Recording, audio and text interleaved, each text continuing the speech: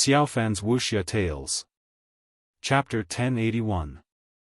The night was as dark as ink. Fatso followed behind Li Yan and continued to rush into the depths of the mountain range. Where is she going? If they continued to go deeper, they would reach the sacred ground. There were rules in the main tower and ordinary disciples were not allowed to enter the sacred ground. After an unknown period of time. Suddenly, Li Yan stopped and looked down at the mountain stream below. Fatso looked down suspiciously and saw a pool of water below. It was about 100 feet deep and the water was clear, but it was dead silent. Li Yan's gaze was on the pool. Is she going to jump into the water and commit suicide? Fatso was surprised. Whoosh! Just as he had this thought, Li Yan suddenly swooped down and her target was the pool. Oh no! Fatso was shocked and hurriedly flew to stop her, but before he got close, he stopped again. He saw that Li Yan did not jump into the water to commit suicide, but landed by the pool and stared at the water. However, Fatso did not dare to let his guard down. After facing repeated blows, Li Yan must be feeling very uncomfortable now and might suddenly do something stupid.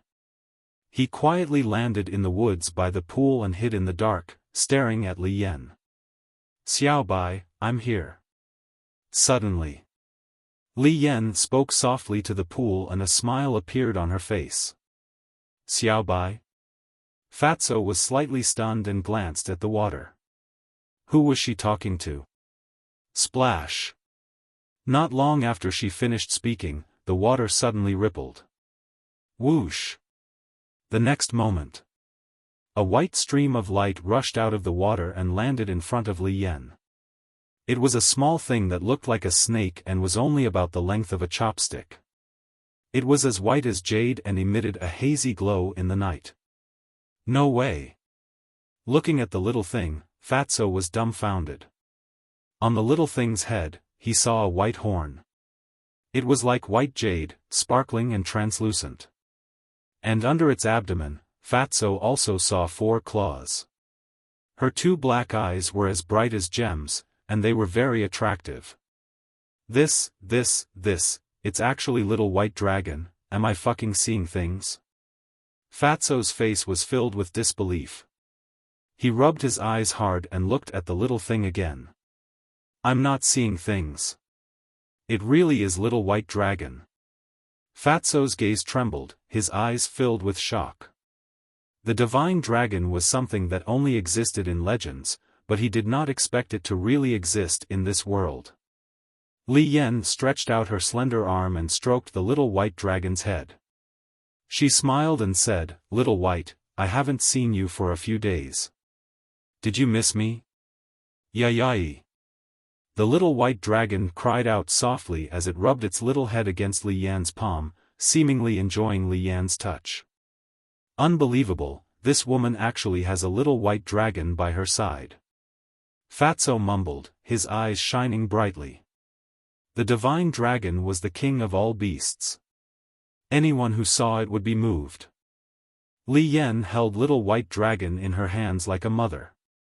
Her eyes were full of love as she asked, Little White, it's been so long. Why can't you speak?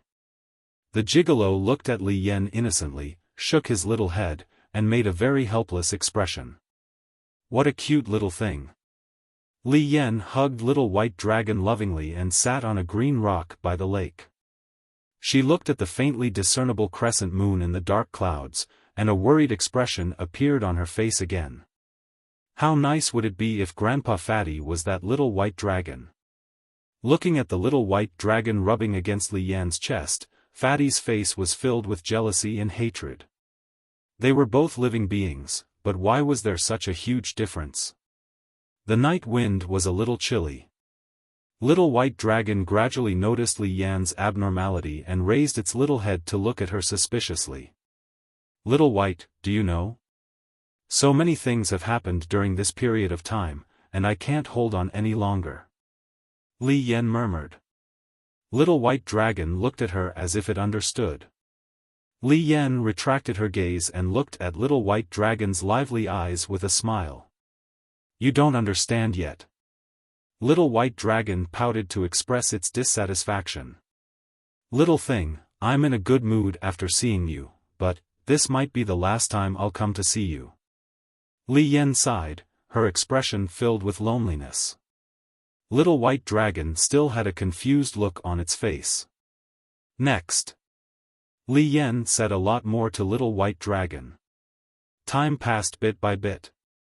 Soon. The horizon began to turn white, and the sun slowly rose. Li Yan looked at the morning sun, her face withered like a flower, exuding a kind of sad beauty. Sigh. She let out a long sigh, picked up Little White Dragon, and laughed. Little thing, I really can't bear to part with you, but in this world, there is no banquet that doesn't end. You have to live well, because you're different from me.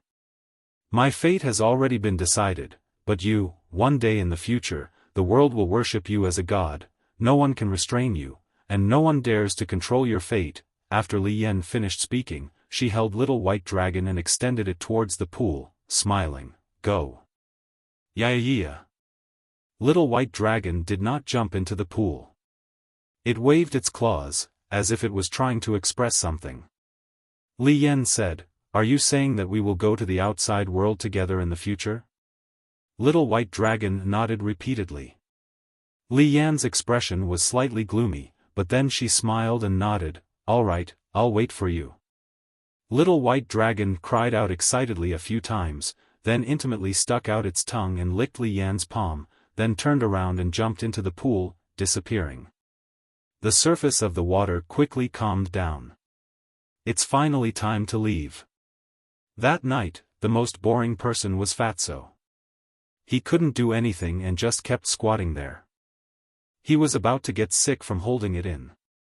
However, he stood there, looking at Li Yan, only to see that Li Yan had not left. What else do you want to do? Fatso gradually frowned. Suddenly, Li Yan took out a dagger from her cosmos bag. Fatso's pupils shrank, and he immediately became alert. Father, mother, I'm sorry.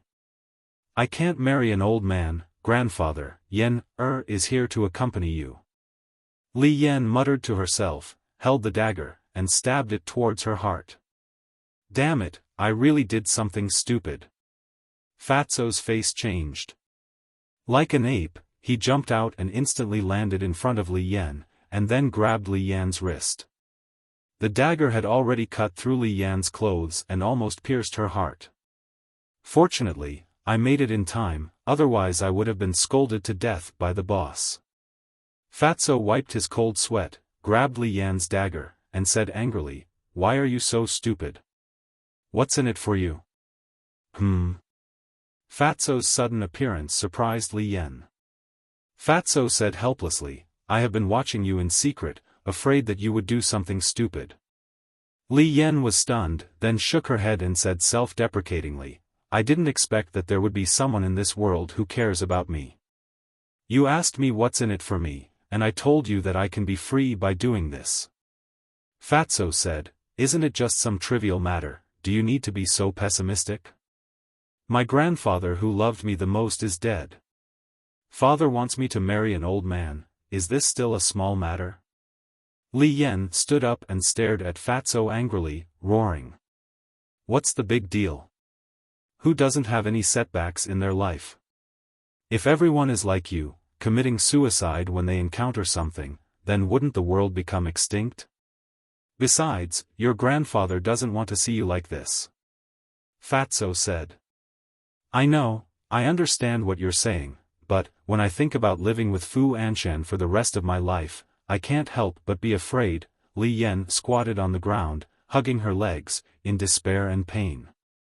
Sigh. Fatso sighed and squatted beside her. He reached out and patted Li Yan's back, comforting her. No, trust me, everything will be fine. I believe you. But tell me, what should I do? I don't want to marry him. Li Yan turned around and hugged Fatso, like a helpless child, crying bitterly. With the beauty in his arms, Fatso was at a loss for a moment. He raised his hands and didn't know where to put them. In the end, he put his hands on Li Yan's shoulders and comforted her. Don't cry, you're no longer a child. When you encounter difficulties, you have to face them bravely, not blindly running away. When Li Yan heard this, she pushed Fatso away and sneered, anyone can say these words, you won't understand my current mood. I don't understand. Fatso was also angry. He stood up and pointed at Li Yan's nose and scolded together, saying, do you think you're miserable? But let me tell you, there are many people in the world who are more miserable than you. For example, I really like a woman, but in the end, she was just using me to get close to my boss. Do you know how painful it was for me when I learned the truth? But I understand that only by living can I have it, so I didn't seek death like you. I also hope that you can pull yourself together, because the surprise is often at the end. Fatso said meaningfully. Li Yan fell silent and stopped sobbing. After a long time, she looked up at Fatso and asked, who is that woman? Chu Xian. Fatso said. Chu Xian. Li Yan thought carefully for a moment and said, I've heard of this woman, it seems that she and Guofeng. Fatso nodded and said, yes, it's the woman who hooked up with Guofeng before. Li Yan said, I've heard of her, too. She doesn't seem to be as bad as you say. Why else would I say that she's a scheming woman? Let me tell you, she's too good at pretending. I used to follow her every day, but I didn't notice any flaws. In the end, it was boss who found out. Fatso said in disgust. Then you're really miserable. Li Yan looked at Fatso sympathetically, slowly got up, and said with a smile, hearing about your experience, my mood is a lot better. Fatso's face darkened, and he said angrily, we're friends after all. Can you not be so obvious about gloating? Huh. Li Yan shook her head and said with a smile, instead of gloating, it's better to say that we're in the same boat. I was deceived, and you were forced to marry. Can this be considered as being in the same boat? It's not at all, okay? Fatso rolled his eyes at her. Buzz. Suddenly. Chapter 1082. Fatso took out the image crystal, his face full of disgust. That night, the image crystal rang at least a dozen times, but he did not respond once. Because he knew that it must be Chu Xian who sent him a message. What are you doing? Li Yan looked at him suspiciously. It should be a message from Chu Xian. I don't want to see her anymore. After Fatso finished speaking, he put away the image crystal. Li Yan said suspiciously, since she is using you, why did she take the initiative to send you a message? What happened between you two? Fatso's heart skipped a beat. If he told Li Yan about him, he might be able to distract her. He coughed dryly and asked, do you really want to know? Li Yan pursed her lips and said, if you want to tell me, I'll listen. If you don't want to, I won't force you. So unique? Fatso was stunned and shook his head with a wry smile. It's like this, just as Fatso was telling Li Yan, on the other side of the martial artist mountain range, Chu Xian was walking back and forth in her cave abode, her face full of anxiety. What's going on with this disgusting fat pig?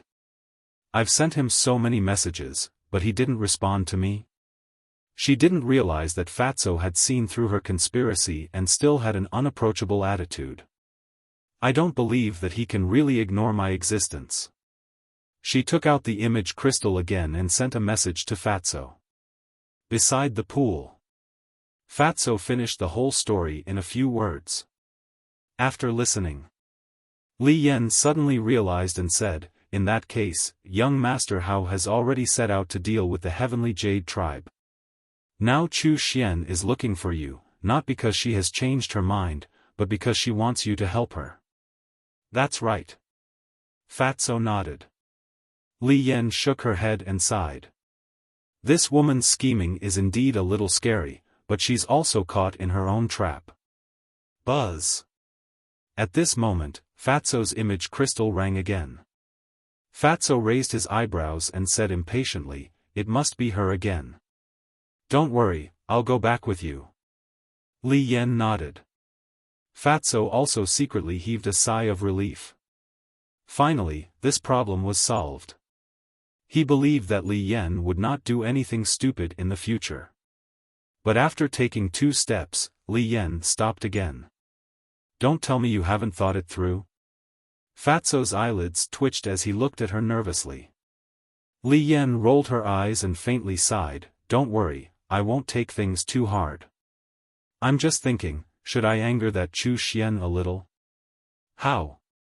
Fatso was suspicious. Li Yan pondered for a moment, and a sly look flashed in her eyes. She smiled and said, "You respond to her first." "All right." Fatso took out an image crystal and infused his battle aura into it. Wang. The next moment, Chu Xian's shadow appeared.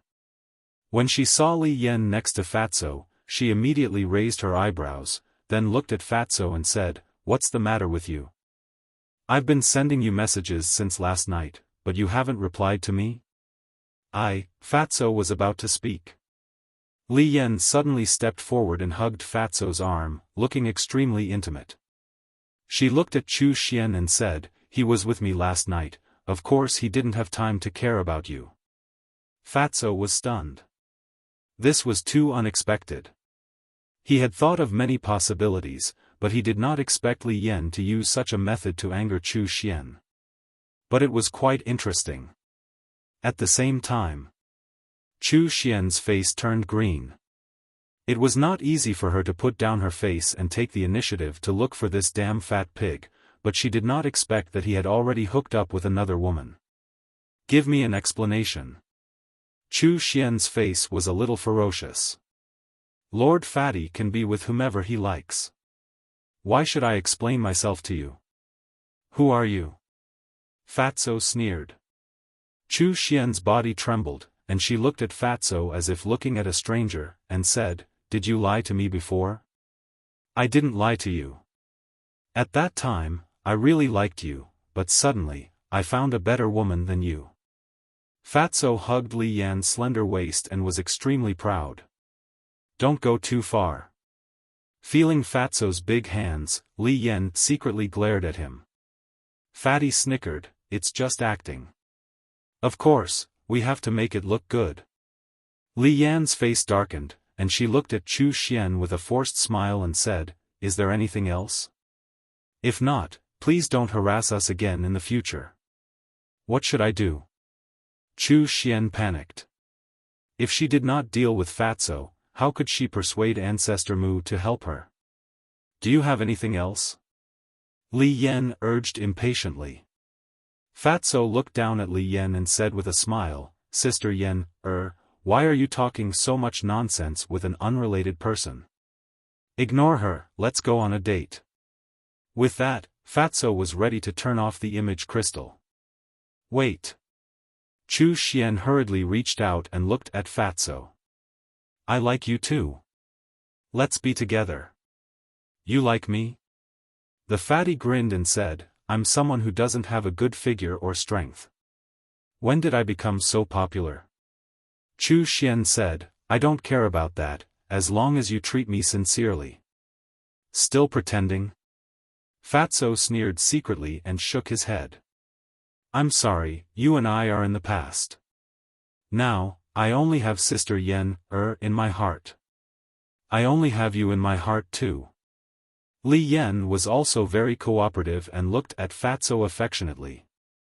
Looking at the two of them who were full of affection, Chu Xian was furious and shouted hysterically, "You heartless bastard, I misjudged you." She was starting to play the bitter game. "I'm heartless? Tell me honestly, during this period of time, when have I not been like a mangy dog around you all day? But what about you? Have you ever looked at me in the eye? That's right. You're beautiful and have a good temperament. You're unattainable.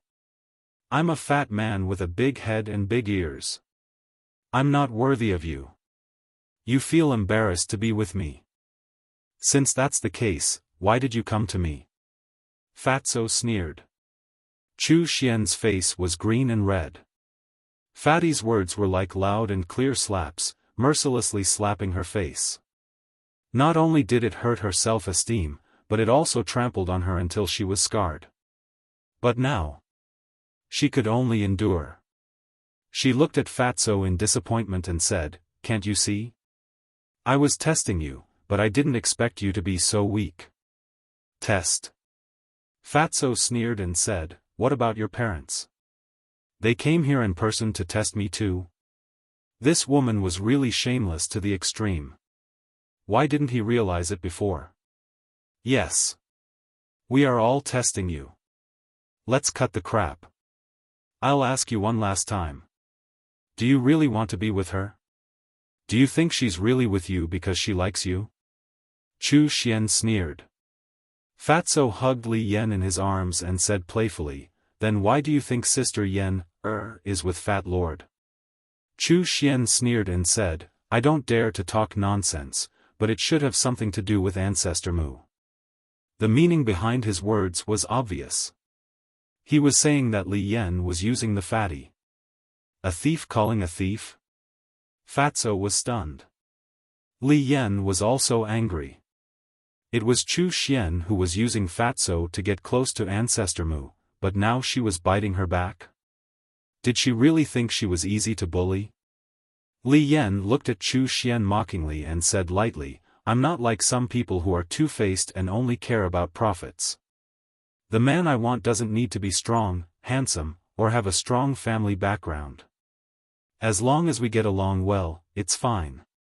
Maybe in your eyes, Fatso is useless, but in my eyes, he is my treasure and no one can replace him. Fatso, am I right?" After Li Yan finished speaking, she looked at Fatso and asked. "Yes, yes, yes." Fatso nodded repeatedly. Although he knew that it was just an act, he couldn't help but straighten his back and be in high spirits when he heard Li Yan's words. "You adulterous couple, just wait and see."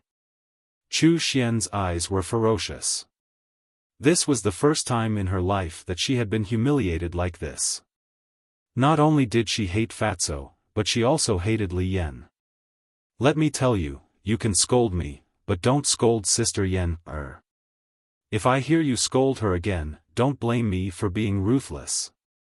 Fatso's eyes were cold and flickering. "Good, very good. Damn Fatso, remember this.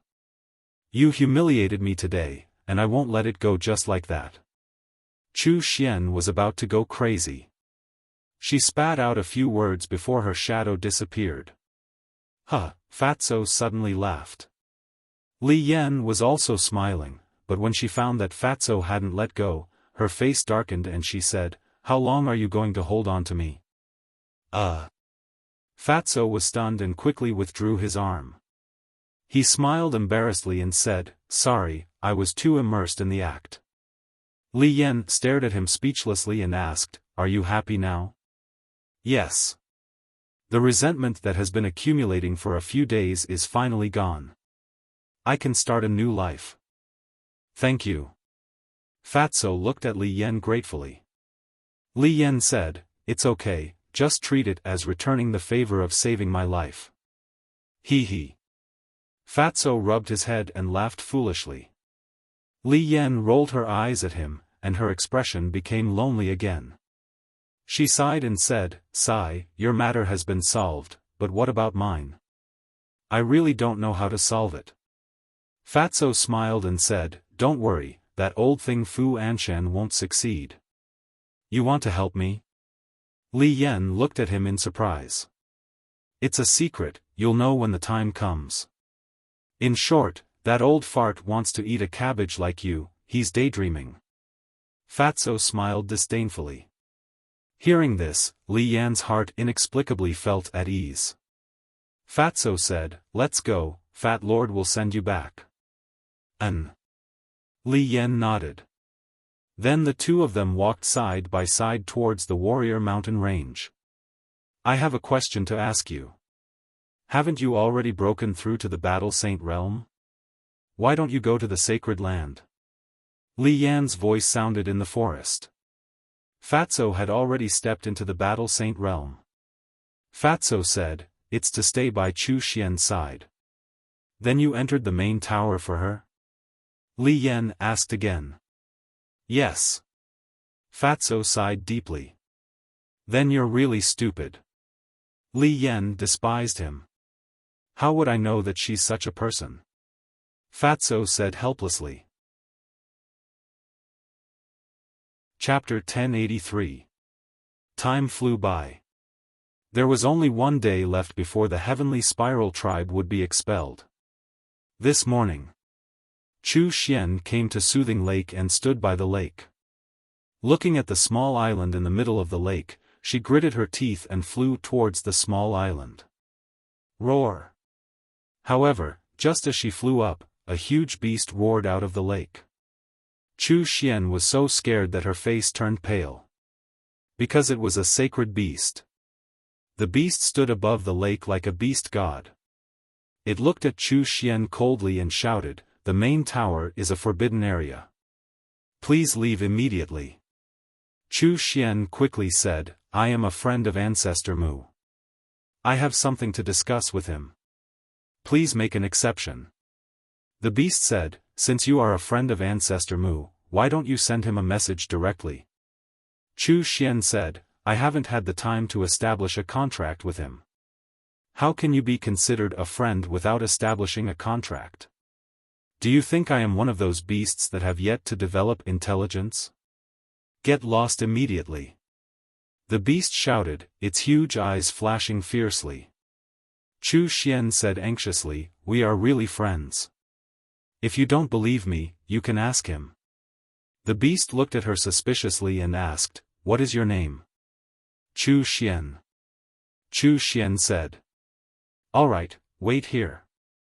I'll go and ask him." After saying that, the beast flew towards the small island. "Thank you." Chu Xian quickly bowed and thanked it. Then, she glanced at Soothing Lake with envy. "This place is great. Not only does it have an independent courtyard, but it also has a sacred beast guarding it. If I could live here, why would I need to curry favor with that fat pig? Why is the heavens so unfair? I have worked so hard for so long, but I am still just an ordinary disciple. How many years has this Ancestor Mu been in the main tower? He is already a disciple of the main tower master and is respected by the world. I am not convinced." Tightly, Chu Xian clenched her fists. The envy on her face turned into jealousy and hatred. Whoosh! After a while, the beast returned and looked at Chu Xian. "Sorry, Ancestor Mu said that he has no time to see you now." This, Chu Xian's body stiffened. She hurriedly said, "Did you tell him my name?" "Yes. He also specially asked me to tell you that he is powerless to do anything about the heavenly spiral tribe." The beast said. Chu Xian's eyes trembled, and her face was full of despair. The ferocious beast said, "Please leave immediately. Otherwise, don't blame me for being impolite." "No. I must see him. Please make an exception." Chu Xian pleaded bitterly, but the ferocious beast was not moved at all. "It's useless even if you see him." But at this moment, a cold voice sounded. Young Master Hao and Wang Yu both flew over. "Greetings, young Master Hao." "Greetings, Miss Yu." Chu Xian hurriedly bowed. Wang Yu looked at her coldly and said, "Put away your hypocritical face." Chu Xian was puzzled. "Why do you say that, Miss Yu?" Young Master Hao said, "We all know what kind of person you are. There's no need to pretend anymore." Chu Xian's expression froze. Young Master Hao said indifferently, "Do you know why I'm dealing with your heavenly spiral tribe?" Chu Xian shook her head. "Because you provoked Fatso. Provoking Fatso is provoking Ancestor Mu. Provoking Ancestor Mu is provoking me." Young Master Hao said. "How did I provoke Fatso? Is it because I didn't agree to his pursuit?" Chu Xian said angrily. If that's the case, I naturally won't target your heavenly spiral tribe. But you used Fatso to get close to Ancestor Mu. This is what I can't tolerate. Young Master Hao shouted. What? They really know. Chu Xian's face was pale. How did these people know? Are you wondering why we found out when you hid it so well? Let me give you a hint. We've been to White Cloud City and even met your arrogant brother, Chu Outyan. That's all I have to say. Take care of yourself. With that, young Master Hao turned around and left with Wang Yu. Been to White Cloud City, could it be? Chu Xian's eyes trembled. She suddenly raised her head and stared at the backs of Wang Yu, and young Master Hao. She shouted, Why are you doing this to me? I just want to get what I want. Is that wrong? What right do you have to treat me like this? You're stubborn. Only by working hard can you get what you want. You can't use others. Initially, I only wanted to expel the people from your tribe and you could continue to stay in the main tower. But it seems like there's no need for that now. Tomorrow, you'll go to the first district with your tribe. Young Master Hao said without looking back. Boom. Hearing that, Chu Xian felt like she was struck by lightning. Her body and mind trembled and her mind rumbled. I'm wrong. Let me stay. Please, I beg you. She quickly knelt in the void and begged pitifully. However, young Master Hao and young Master Hao ignored her and disappeared from her sight. Why, I can't accept this. Chu Xian roared at the sky like a crazy demon. Leave now. The ferocious beast shouted. Its ferocious might was like a waterfall as it pounced towards Chu Xian. I don't need you to rush me. I'll leave. Chu Xian retracted her gaze and glared at the beast. Then, she looked at the small island in the middle of the lake. Her eyes were full of resentment. Sooner or later, I'll enter the Central Divine Kingdom openly. At that time, I'll make you regret it for the rest of your lives. Just you wait. She smiled sinisterly, opened the portal, and walked in without looking back. What? You're only going to expel them from the Central Divine Kingdom?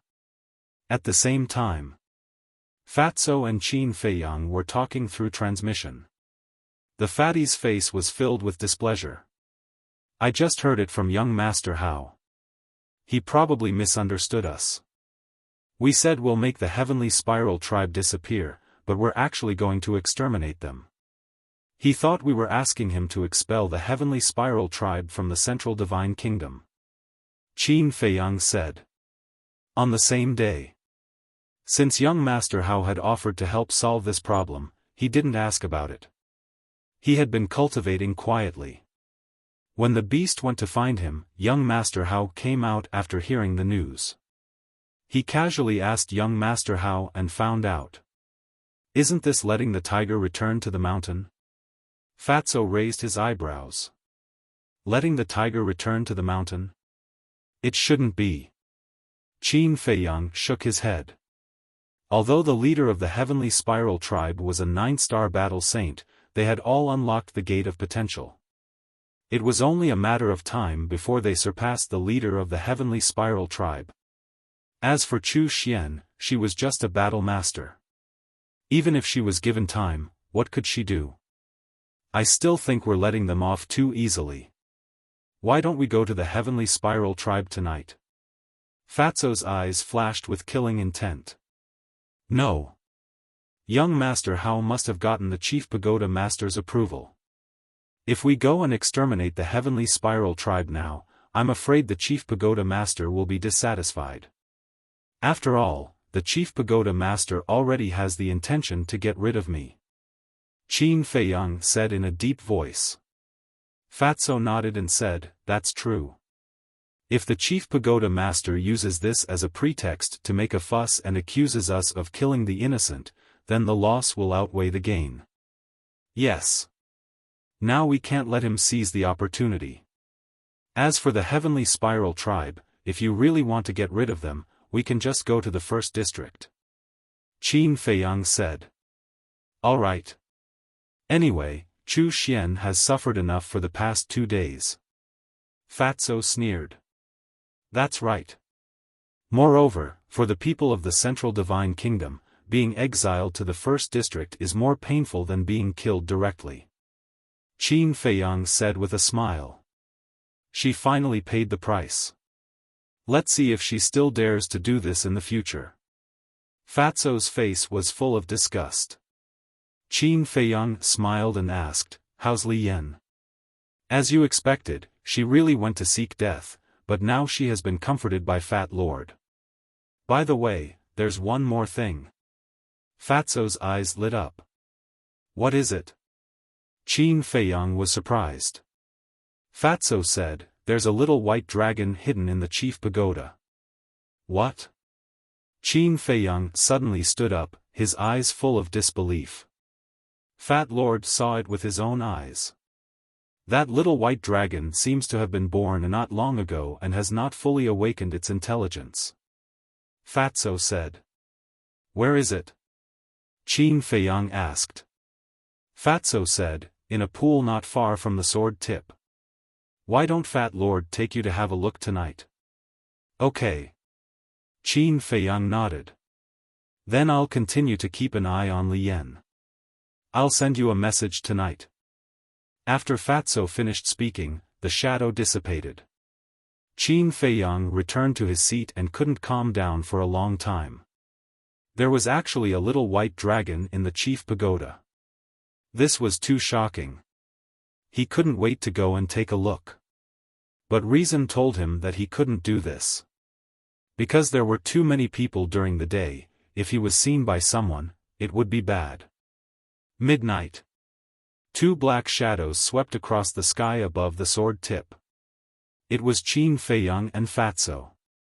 Fatso chuckled and said, Boss, you didn't cultivate today, right? Qin Feiyang smiled bitterly.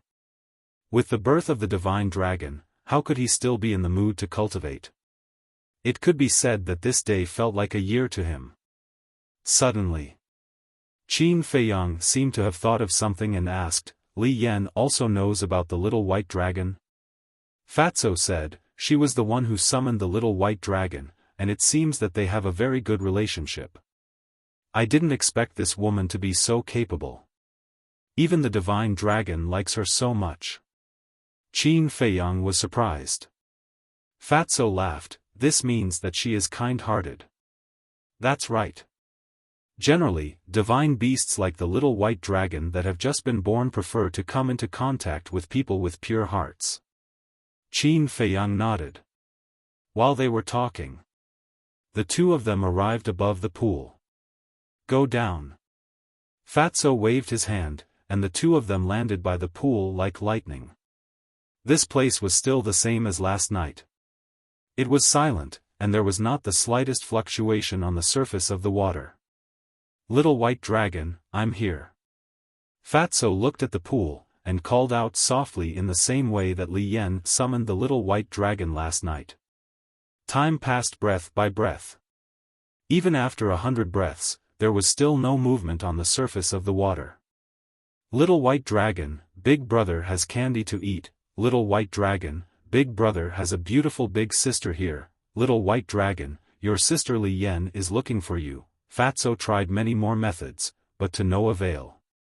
He couldn't help but frown. What was going on? Qin Feiyang thought for a moment, glanced at the surface of the water, and said, it can't be that only Li Yan herself can call it out, right? This, Fatso was unable to determine for a moment. Qin Feiyang said, come, let's go down and look for it.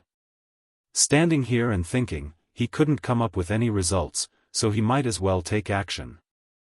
Afraid of scaring the little white dragon away, when the 2 of them entered the pool, they were extremely careful and didn't make the slightest sound. The pool was not big, but it was very deep. The 2 of them carefully searched. Chapter 1084. After about 500 to 600 breaths, the 2 of them finally sank to the bottom of the lake. However, at the bottom of the lake, other than the dried leaves and mud that had accumulated for countless years, there was no trace of little white dragon. Fatso was secretly annoyed. Strange, it's clearly here. Why can't I find it?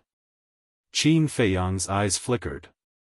Suddenly, with a wave of his hand, Wolf King, Winged Snow Eagle, Black Dragon Snake, Pangolin, Lu Hong, Viper, and Dan Wangkai appeared one after another. Qin Feiyang looked at everyone and said, "You guys heard it from the castle, right? Hurry and help find it." "All right." Everyone nodded and immediately took action. Time passed. Everyone searched for an entire hour and almost turned the entire lake upside down, but they still could not find little white dragon. Lu Hong said, "Fatso, you're not playing with us, are you?" Fatso smiled bitterly. "Madam, how would I dare to play with you guys? Then why can't you find it?" Lu Hong frowned. "I'm wondering the same thing." Fatso scanned the bottom of the lake. "What the hell? It was still here last night but it was gone today. Where did it go?" Qin Feiyang looked at Fatso and asked, "Have you asked Li Yan about Little White Dragon? Can I ask such a thing? If I ask, she'll definitely suspect that I'm targeting Little White Dragon." Fatso said. Qin Feiyang pondered for a moment and looked at Fatso. "Go back and keep an eye on Li Yan first. I'll wait here and take a look." "All right."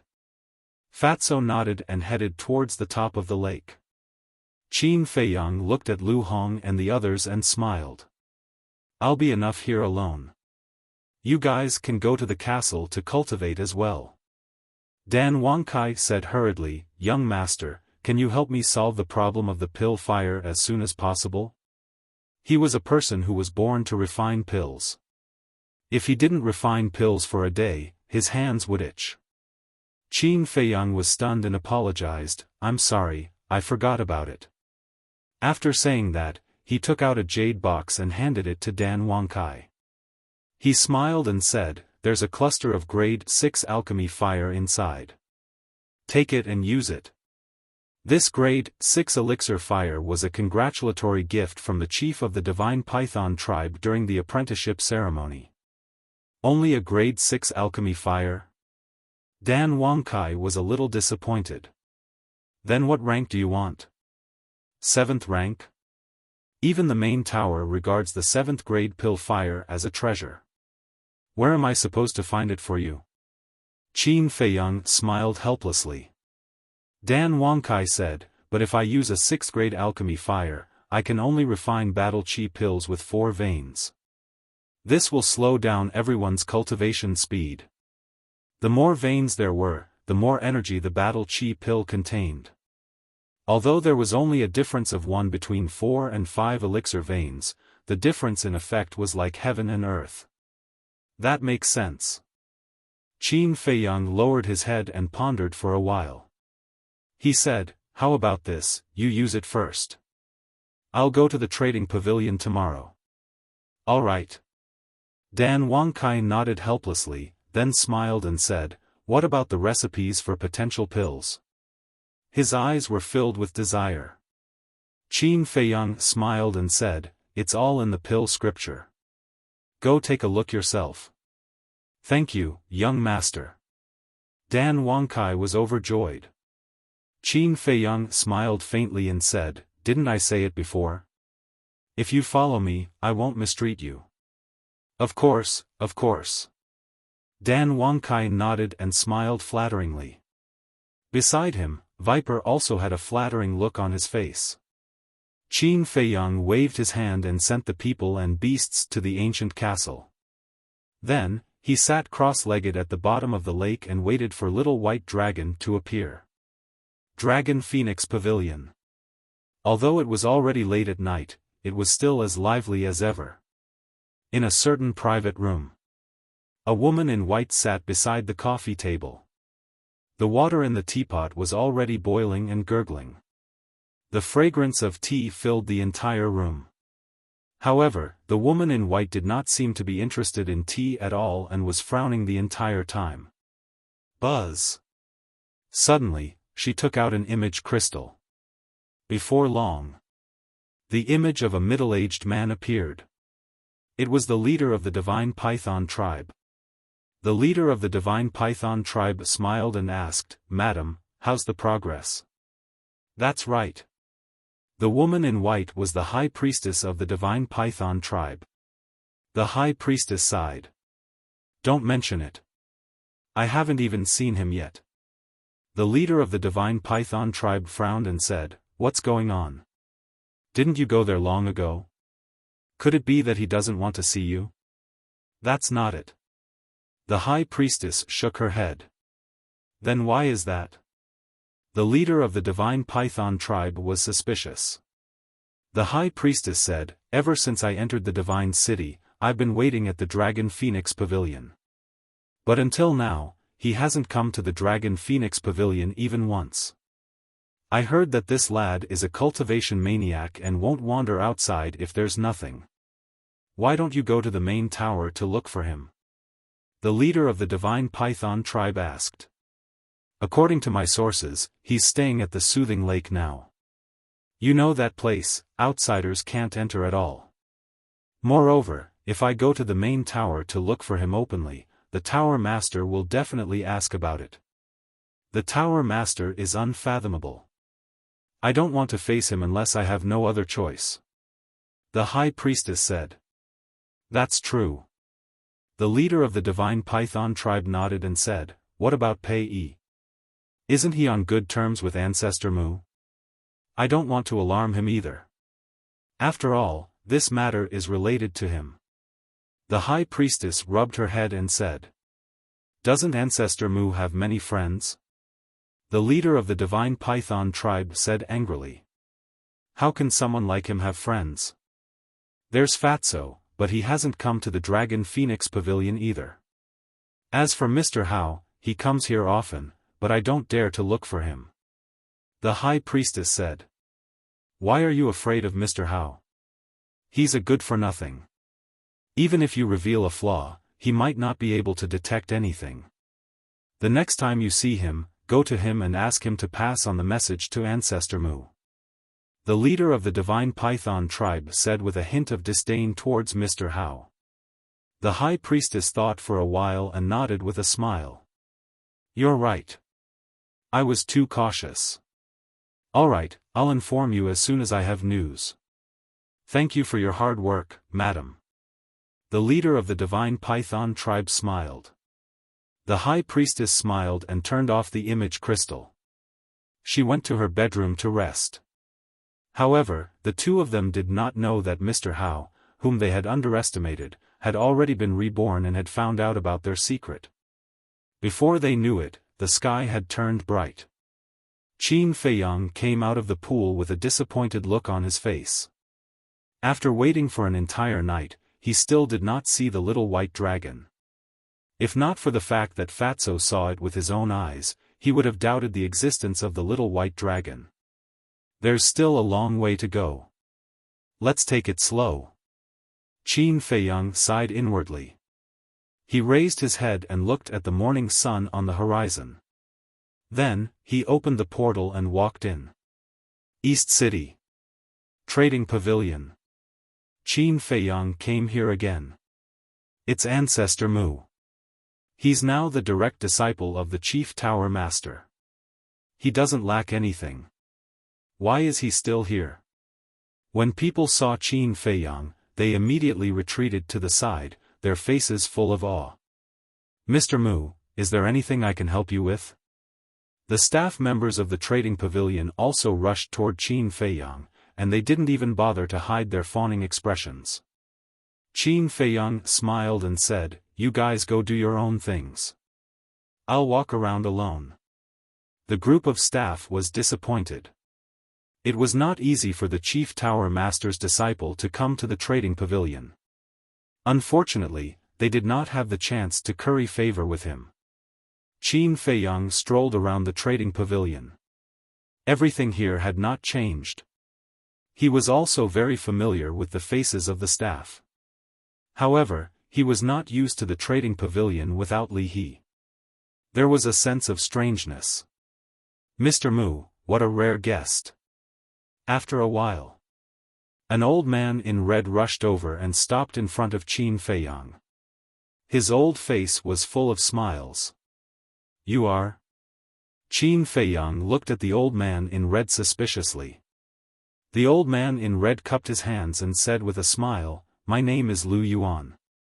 I'm the temporary manager of the East City Trading Pavilion. Qin Feiyang nodded in realization. The temporary manager was the temporary manager of the trading pavilion in the East City. To be able to replace Li He, this person's ability should be good. It's just that he doesn't know what kind of person he is. Lu Yuan smiled and said, Mr. Mu, if you don't mind, please take a seat in the VIP room. Lead the way. Qin Feiyang said. N. Seeing Qin Feiyang agree so readily, Lu Yuan couldn't get used to it for a while. Am I not welcome? Qin Feiyang smiled faintly. Of course you're welcome. Lu Yuan quivered and hurriedly led the way in front. Not long after, the two entered a small room. He had been to this VIP room before. It was simple and tidy. And now, although it was still tidy, there were a lot of jewelry and decorations. Obviously, it was arranged by Lu Yuan. Perhaps in Lu Yuan's view, these things could improve one's identity and status, but in Qin Feiyang's view, they were very tacky. Please take a seat. Lu Yuan invited enthusiastically. Looking at those jeweled things, Qin Feiyang had already lost interest. He waved his hand and said, forget about sitting. Let's get to the point. Lu Yuan was stunned and nodded with a smile, okay, please go ahead. Qin Feiyang said, I need a cluster of alchemy fire. That's no problem. We have some 3rd and 4th grade alchemy fires in the trading pavilion now. Lu Yuan said. Qin Feiyang said, what I want is not 3rd or 4th grade alchemy fire, but 7th or 8th grade alchemy fire. This, Lu Yuan was stunned and hurriedly said, Mr. Mu, you are an alchemist. You should know how precious 7th grade alchemy fire is. Even if we have it, we will auction it.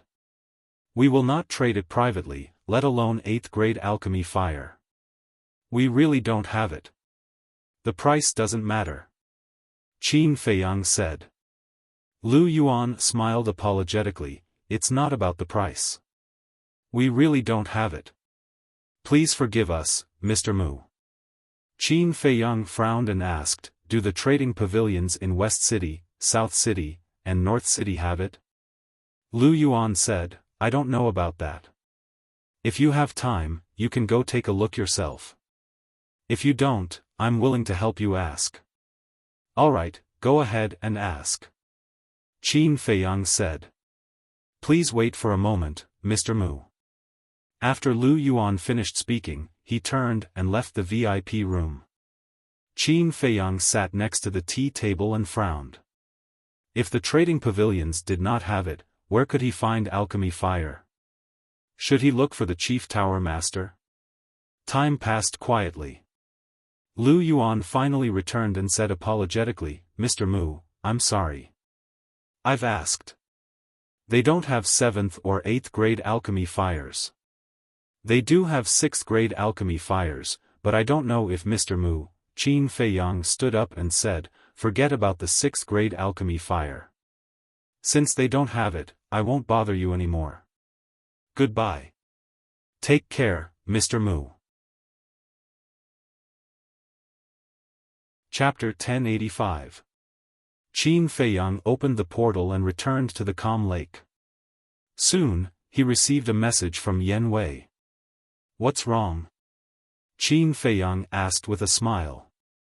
Yan Wei laughed, you went to the trading pavilion just now, right? In fact, although there is no 8th grade pill fire in the trading pavilion, there is a cluster of 7th grade pill fire. It seems to have been obtained by the pavilion master some time ago. Qin Feiyang raised his eyebrows and asked, then why did Lu Yuan say that he didn't have it?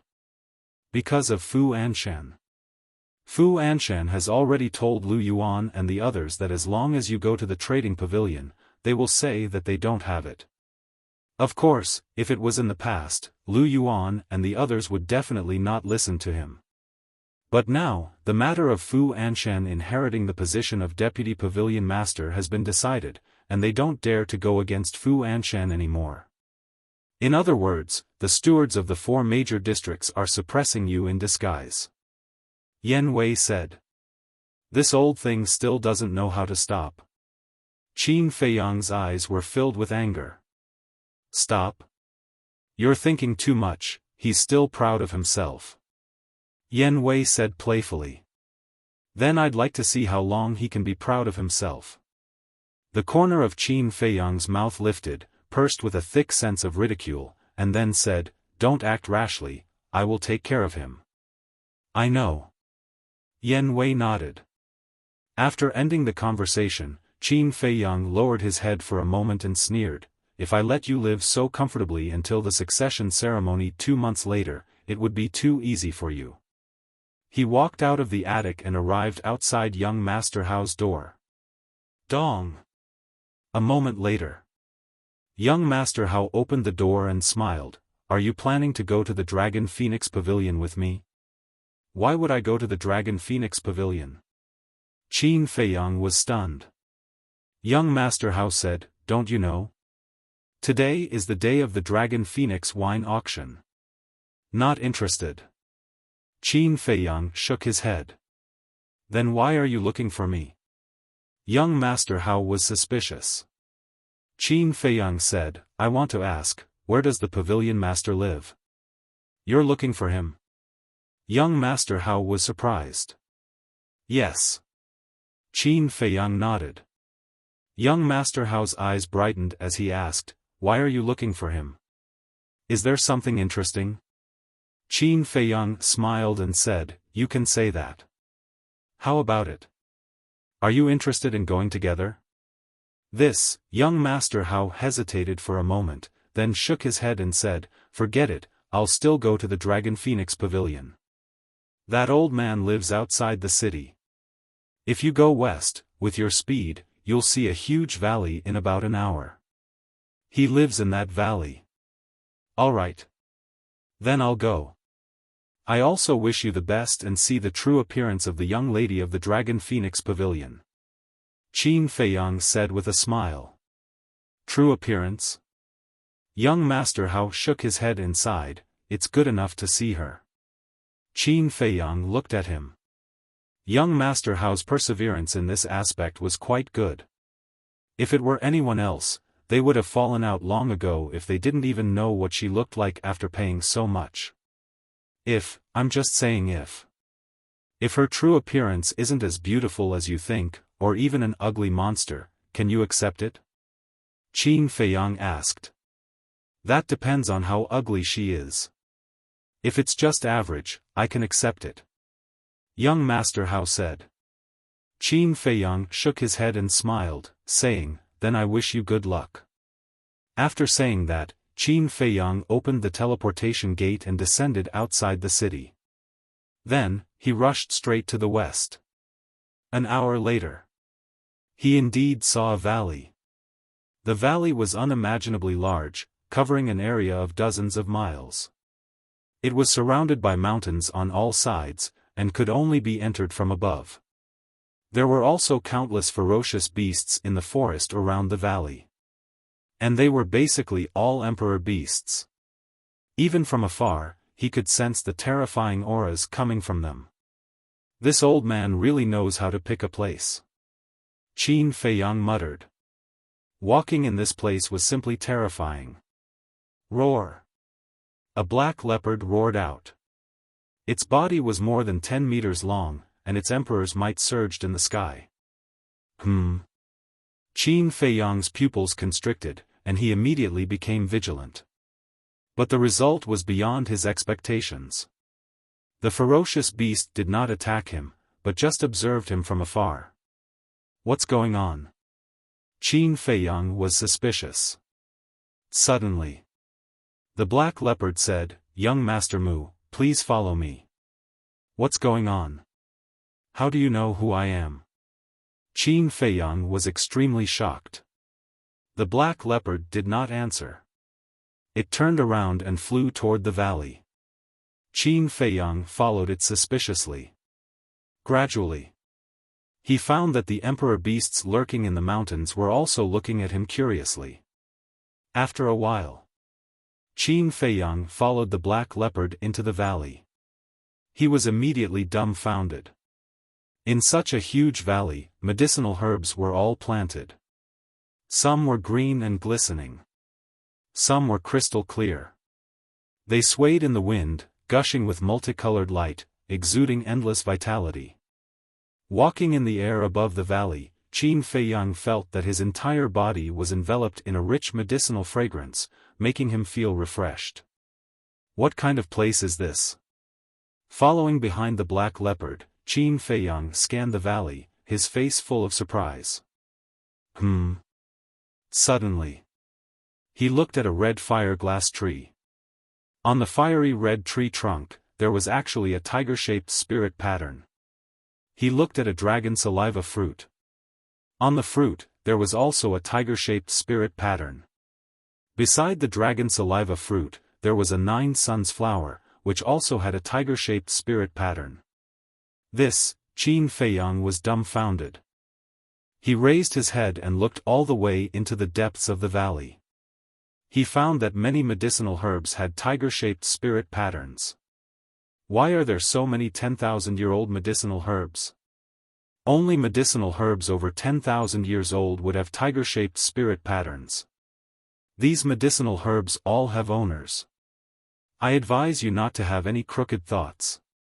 The black leopard suddenly turned to look at Qin Feiyang with an unfriendly look in its eyes. Items with owners? Qin Feiyang's heart skipped a beat. The so-called owner couldn't be the pavilion master of the trading pavilion, right? In that case, wasn't this the medicinal field of the trading pavilion? A moment later, Qin Feiyang came to the center of the valley. There was a small wooden building in the middle. There were a total of 2 floors and there were no decorations, looking extremely simple. In the medicinal field beside the small wooden building, there was a white-haired old man who was taking care of the medicinal herbs with his head lowered. It's really him, Qin Feiyang muttered. The old man was skinny and supported himself with a walking stick. Wearing an old white robe, he looked weak but his aura was extremely terrifying. Black Robe landed in front of the old man and said respectfully, "Master, Ancestor Mu is here." Master. Qin Feiyang's eyes widened. I got it.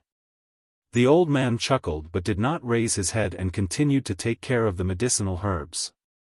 The black leopard turned to look at Qin Feiyang before rising into the air and flying out of the valley. Qin Feiyang looked at the pavilion master of the trading pavilion and did not know what to do for a moment. Therefore, he stood at the side and looked at him silently. A moment later, the pavilion master of the trading pavilion was finally done with his work. He stood up with his walking stick and looked at Qin Feiyang with a smile. Young friend, we meet again. Greetings, senior. I hope you don't take offense at my sudden visit. Qin Feiyang cupped his fists. The pavilion master of the trading pavilion waved it off. You're too polite.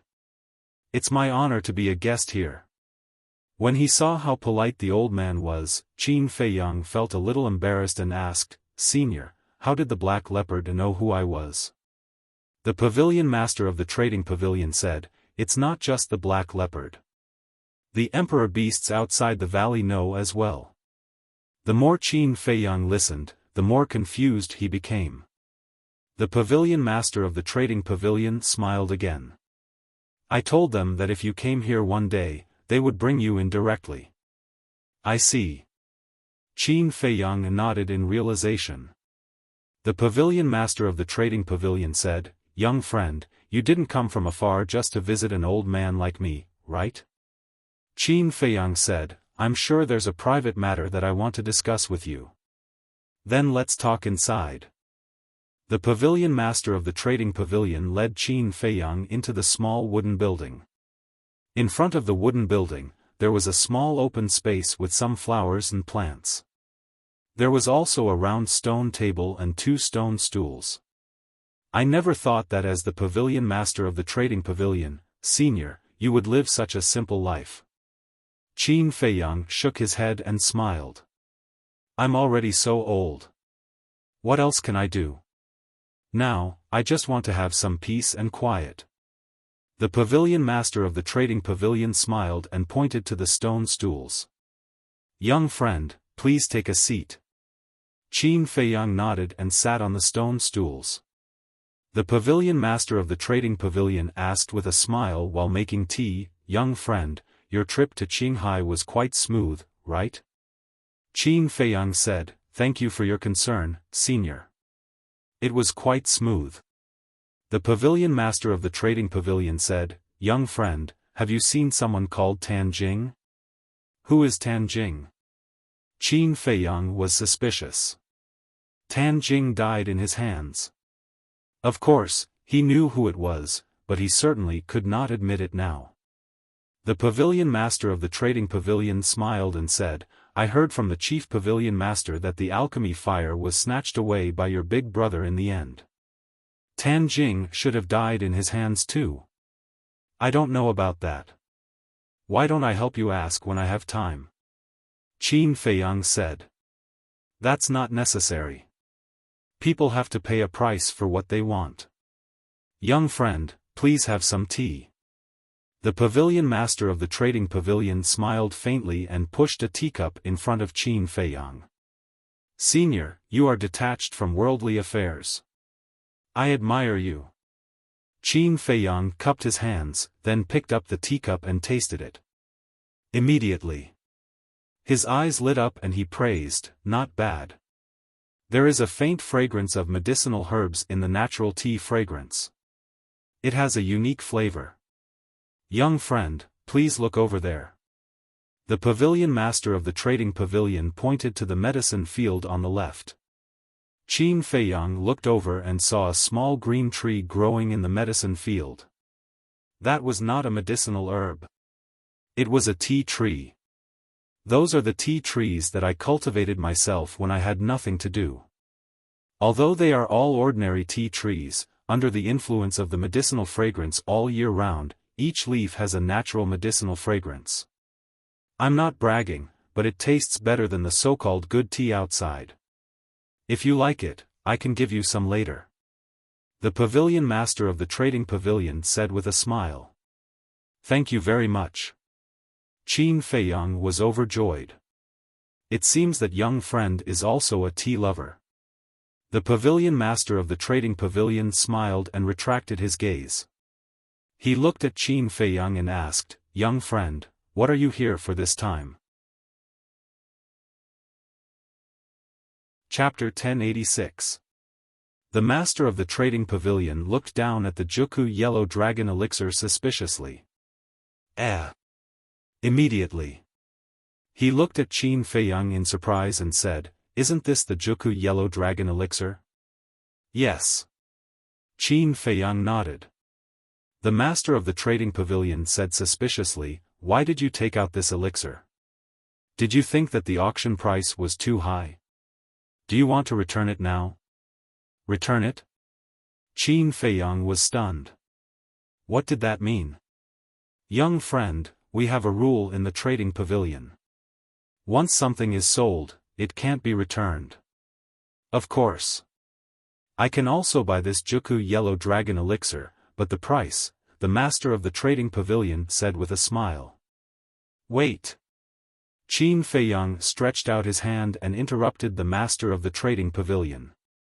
He said with a strange expression, Senior, you don't think that I bought it from the auction in the trading market before, do you? The master of the trading pavilion was stunned and asked, isn't it? Only the trading pavilion has auctioned the Juku yellow dragon elixir before. Qin Feiyang smiled bitterly. This old man was really cute. Senior, it's true that only the trading pavilion has auctioned the Juku Yellow Dragon Elixir before, but I want to ask you, who got this Juku Yellow Dragon Elixir from? Qin Feiyang asked with a smile. I don't know. The only one who knows is Li He, but he's dead now. The master of the trading pavilion sighed. It was his biggest regret that he couldn't find the person who refined the Juku Yellow Dragon Elixir. Qin Feiyang was helpless. He had made it so obvious, but the old man still couldn't see through it. This old man was too slow. He didn't talk nonsense and took out another Juku Yellow Dragon Elixir. Young friend, you actually bid for so much back then? The master of the trading pavilion didn't understand Qin Feiyang's meaning and looked at Qin Feiyang in surprise. Qin Feiyang's face darkened and took out another elixir. TSK, young friend, you're really rich. The master of the trading pavilion exclaimed. You haven't comprehended it yet? Qin Feiyang was speechless. However, he also knew that it was not the pavilion master's fault. It was just that the 9 Tunes yellow dragon pill was too miraculous and heaven-defying. It was normal for the old man to think that he had obtained it through bidding. Without another word, he took out another 29 Chu yellow dragon pills. In addition to the previous 3, there were a total of 23. What? So many? The transaction pavilion's pavilion master abruptly stood up and stared at the 23 9 melody yellow dragon pills on the table, dumbfounded.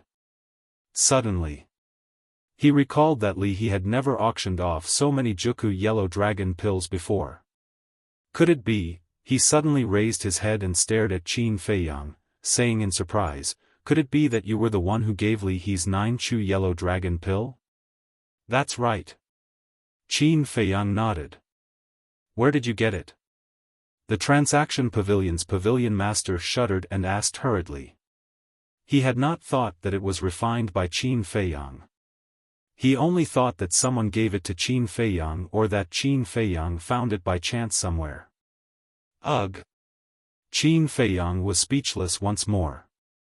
Young friend, I really want to know who refined the 9 Chu yellow dragon pill. If you're willing to tell me the truth, I'll definitely repay you with a generous gift. The transaction pavilion's pavilion master looked at Qin Feiyang pleadingly. Qin Feiyang said helplessly, Senior, why don't you think about it? I'm the one who refined the 9 Chu yellow dragon pill. You refined it? The transaction pavilion's pavilion master was stunned and shook his head with a smile. I have to admit that you're extremely talented in cultivation. However, I'm not looking down on you, but you definitely can't refine the 9 Chu yellow dragon pill. Why? Qin Feiyang asked curiously. Because even I haven't seen the 9 Chu yellow dragon pill before, let alone you. The transaction pavilion's pavilion master said. I see. Qin Feiyang nodded and said with a smile, I'm sorry, but I was really the one who refined the 9 Chu yellow dragon pill. Don't joke around. The transaction pavilion's pavilion master said with a smile. I'm not joking. Qin Feiyang said. The transaction pavilion's pavilion master frowned and looked at the 23 Chu yellow dragon pills again. He looked at Qin Feiyang and asked, You really refined them? It seems that it's difficult to convince the old senior. Qin Feiyang simply took out the netherworld demonic flame and the fire Luan cauldron. The transaction pavilion's pavilion master was surprised. Qin Feiyang got up and said, Senior, please turn around and wait for me to refine the spirit liquid before turning back. He did this because he did not want the old man to know about the medicinal herbs of the 9 Chu yellow dragon pill. The transaction pavilion master glanced at him and quickly turned around. He also couldn't wait to know if the 9 Chu yellow dragon pill was refined by the kid in front of him. Qin Feiyang took out a set of medicinal herbs and directly opened the furnace to refine pills. In less than 50 breaths, the spirit liquid of various medicinal herbs was refined. Qin Feiyang said, "You can look at it now." After refining the spirit liquid, the medicinal herbs would turn into ashes and the transaction pavilion master would not know what medicinal herbs it was. Heard. The transaction pavilion master hurriedly turned around and walked in front of Qin Feiyang, looking down at the spirit liquid in the pill furnace. So much? At that moment, his gaze trembled slightly. There were at least 50 to 60 drops of spirit liquid in the fire Luan cauldron. In other words, the 9-chew yellow dragon pill required at least 50 to 60 kinds of medicinal herbs. Then, he watched Qin Feiyang fuse the spirit liquid step by step. Qin Feiyang's proficient alchemy technique and his calm demeanor gave him a fright again. Crash! All of a sudden, the pill furnace shone brightly and a strong pill fragrance wafted over, invigorating one. Swoosh! Immediately after, a stream of light swept out of the pill furnace. Qin Feiyang waved his hand and caught it in his palm. The transaction pavilion master stared at Qin Feiyang's hand. He was nervous. He was looking forward to it. "Senior, watch carefully." Qin Feiyang smiled faintly and extended his hand in front of the transaction pavilion master, opening his palm slowly. The transaction pavilion master's pupils constricted bit by bit. Finally, when the elixir in Qin Feiyang's palm appeared before his eyes, his pupils constricted and his face was filled with shock. It was really the 9-chew yellow dragon pill. And there were 7 pill patterns. Was this a dream? The 7 pill patterns shone brightly and almost blinded his eyes. He swallowed his saliva. There was a rumble in his head. He didn't know how to express the shock in his heart at this moment. This man's martial arts talent was already beyond the reach of countless monsters in the Central Divine Kingdom, but he didn't expect that his alchemy talent was also so terrifying. Was he still human? For a long time, the transaction pavilion master couldn't come back to his senses and was shocked. Qin Feiyang waved his hand and put away all the Juku yellow dragon pills, as well as the pill furnace and pill fire. He asked with a smile, "Senior, do you believe me now?" The transaction pavilion master shuddered and hurriedly looked at Qin Feiyang. He cupped his hands and said, "Young friend, I didn't recognize you before. Please forgive me. It's understandable." Qin Feiyang smiled. The transaction pavilion master shook his head and sighed. Everyone thought that the person who refined the Juku yellow dragon pills must be an extremely powerful and mysterious expert. Who would have thought that it was actually you? Qin Feiyang smiled faintly. "Young friend, please take a seat." The transaction pavilion master's attitude was even more polite than the chief tower master's. Qin Feiyang sat back on the stone bench and picked up the teacup. He didn't speak anymore and drank the tea silently. He had achieved the effect he wanted. Now he only needed to wait for the transaction pavilion master to speak. The transaction pavilion master was also a shrewd old man. Naturally, he could see Qin Feiyang's motive. He said, "Young friend, just say it. How can we continue to supply the Juku yellow dragon pills to the transaction pavilion? Since Li He's death, there were no more Juku yellow dragon pills. The transaction pavilion's popularity was declining day by day. So no matter what, he had to persuade Qin Feiyang to put the Juku yellow dragon pills up for auction in the transaction pavilion." Qin Feiyang put down the teacup and smiled. "Not long ago, I went to the Eastern City Transaction Pavilion to buy a cluster of 7th grade pill fire." The Transaction Pavilion master was stunned and asked, "Lu Yuan didn't sell it to you?" Qin Feiyang said, "It's not that he didn't sell it, it's that he didn't have it." The Transaction Pavilion master said suspiciously, "That's not right. I just happened to get a cluster of 7th grade pill fire some time ago. How could I not have it?" Qin Feiyang said, "Not only did Lu Yuan say that he didn't have it, but even the people of the Western City, Southern City, and Northern City also said that they didn't have it. Why is that? Could it have been auctioned off? But that's not right. If it was really auctioned off, they would report it to me as soon as possible. The transaction pavilion master frowned. Qin Feiyang shook his head and said, whether it was auctioned off or not, I don't know, but I received a rumor that Fu Anshan and the other 3 stewards are secretly banning me. What? Did they eat a leopard's guts? The transaction pavilion master was furious. Senior, I'm very grateful to you for giving me the Fire Luan cauldron, but this matter makes me very uncomfortable. Qin Feiyang said. The transaction pavilion master's heart skipped a beat, and he said solemnly, little friend, don't worry. I'll definitely investigate this matter. Qin Feiyang's eyes flashed with a smile, and said, then I'll wait and see. However, don't cancel Fu Anshan's position as the deputy pavilion master. Ask him to come to me. In addition, please keep the matter of the Juku Yellow Dragon pill a secret for the time being. I understand. The transaction pavilion master nodded. Qin Feiyang then got up and cupped his hands, then I still have something to do, so I won't disturb you. Okay. The transaction pavilion master nodded and got up to send him off. Then, as if he thought of something, he stretched out his hand and said, little friend, please wait. Qin Feiyang looked at him suspiciously. The transaction pavilion master took out 3 exquisite jade boxes from his Qiankuan bag. The jade boxes were the size of an adult's palm. These are the tea leaves that I made myself. Please accept them. The pavilion master of the trading pavilion handed the 3 jade boxes to Qin Feiyang.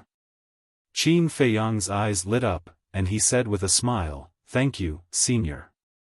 I won't stand on ceremony. He really liked this kind of tea leaves. After putting away the 3 jade boxes, Qin Feiyang opened the portal and left. When the portal disappeared, the transaction pavilion master's face sank and he took out an image crystal. Buzz! Fu Anshan's figure appeared and bowed, greetings, pavilion master. The transaction pavilion master said in a deep voice, call Lu Yuan and the other 2 and come to me immediately. What's wrong, sir? Fu Anshan was surprised. Cut the crap. If it's not 10 breaths, all of you can scram. The transaction pavilion master shouted. Fu Anshan's eyes trembled, and he quickly said, sir, please calm down. I'll call them now.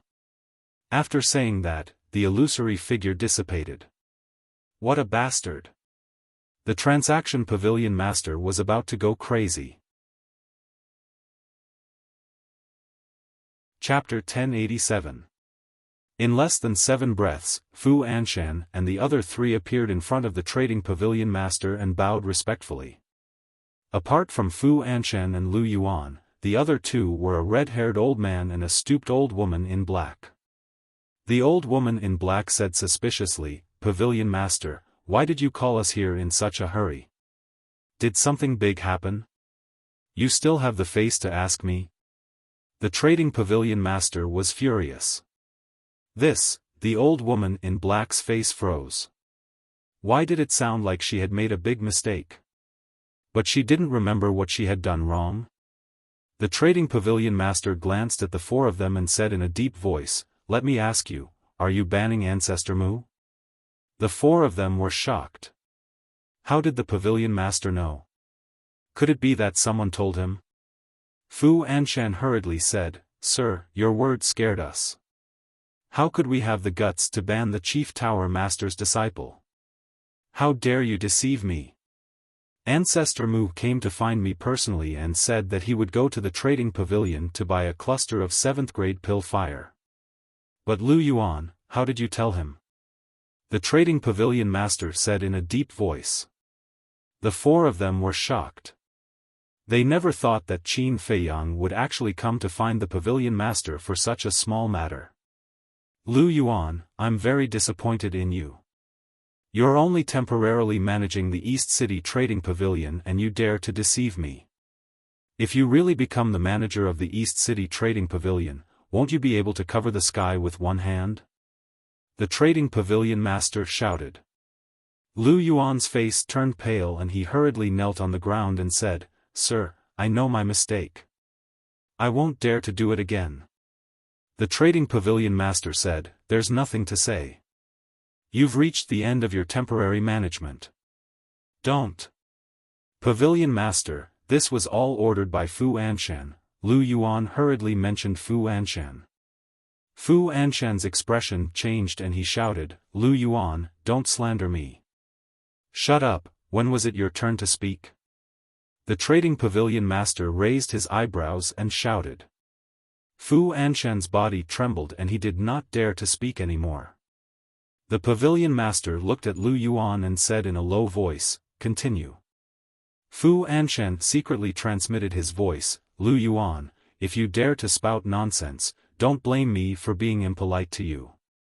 You're welcome. It's because I listened to your slanderous words that I ended up like this. You still have the nerve to threaten me?" Lu Yuan looked at Fu Anshan with hatred. Then, he looked at the pavilion master and said, "Mr. Fu Anshan told me to kill Ancestor Mu.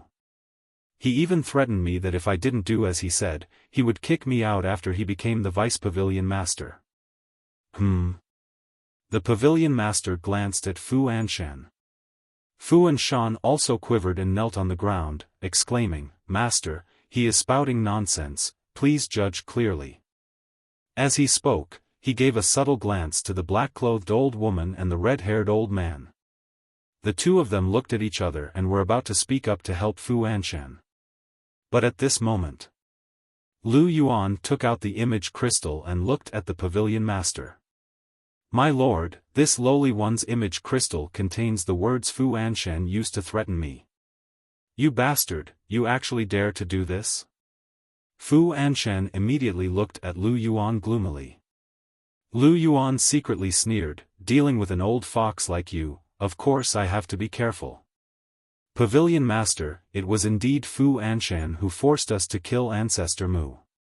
Back then, Ancestor Mu caused the death of his son, Fu Xiong, in Qinghai City, so he held a grudge against him. My lord, we are helpless as well. Please show mercy."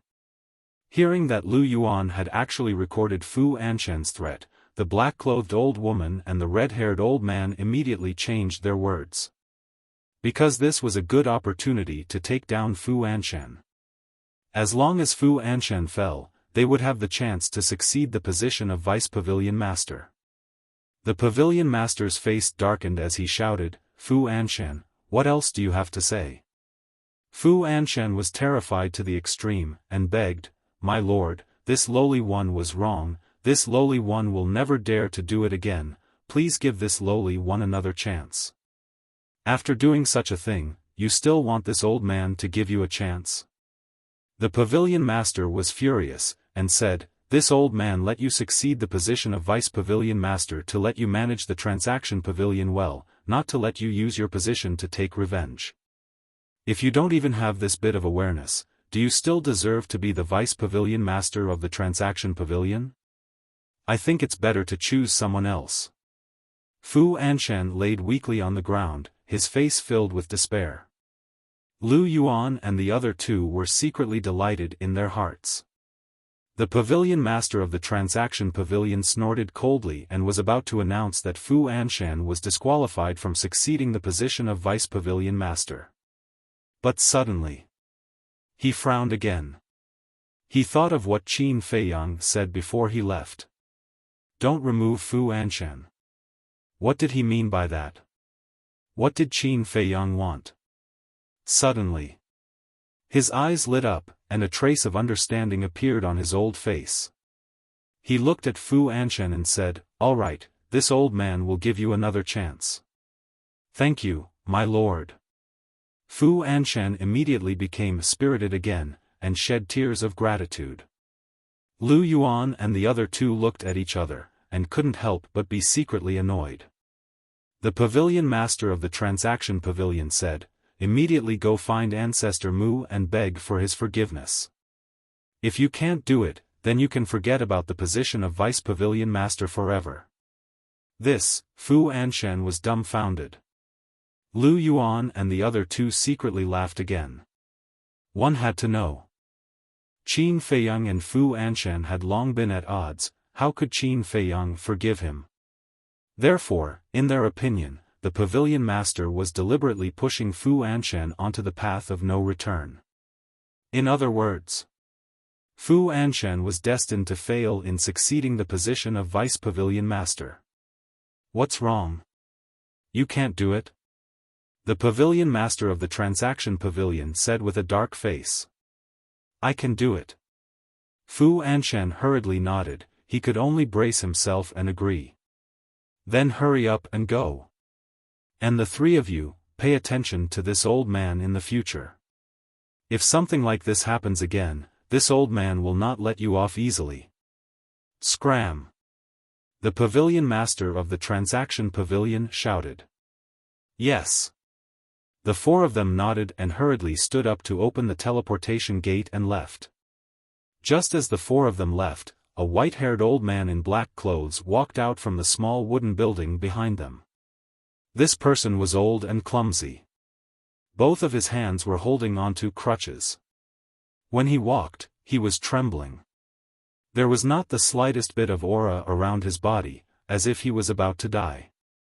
After the black-clothed old man appeared, he looked at the pavilion master of the transaction pavilion and laughed hoarsely. Lord is wise.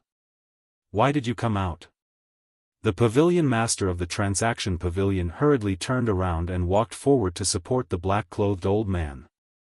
There was a trace of blame in his eyes. Anyway, we're all about to die.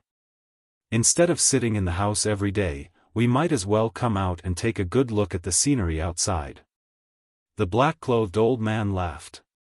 This person was the vice pavilion master of the transaction pavilion. Don't give up on yourself, okay?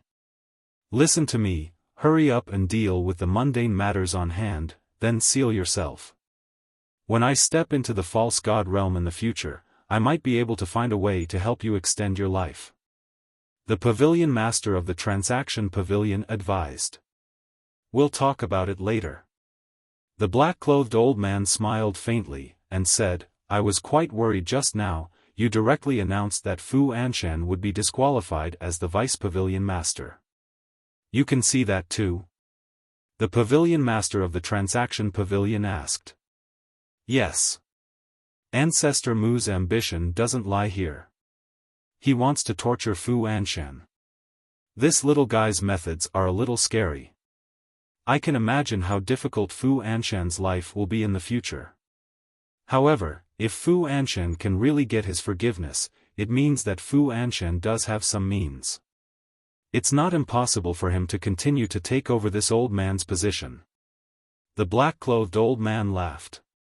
The pavilion master of the transaction pavilion nodded and said, Fu Anshan is still capable, but he's too arrogant.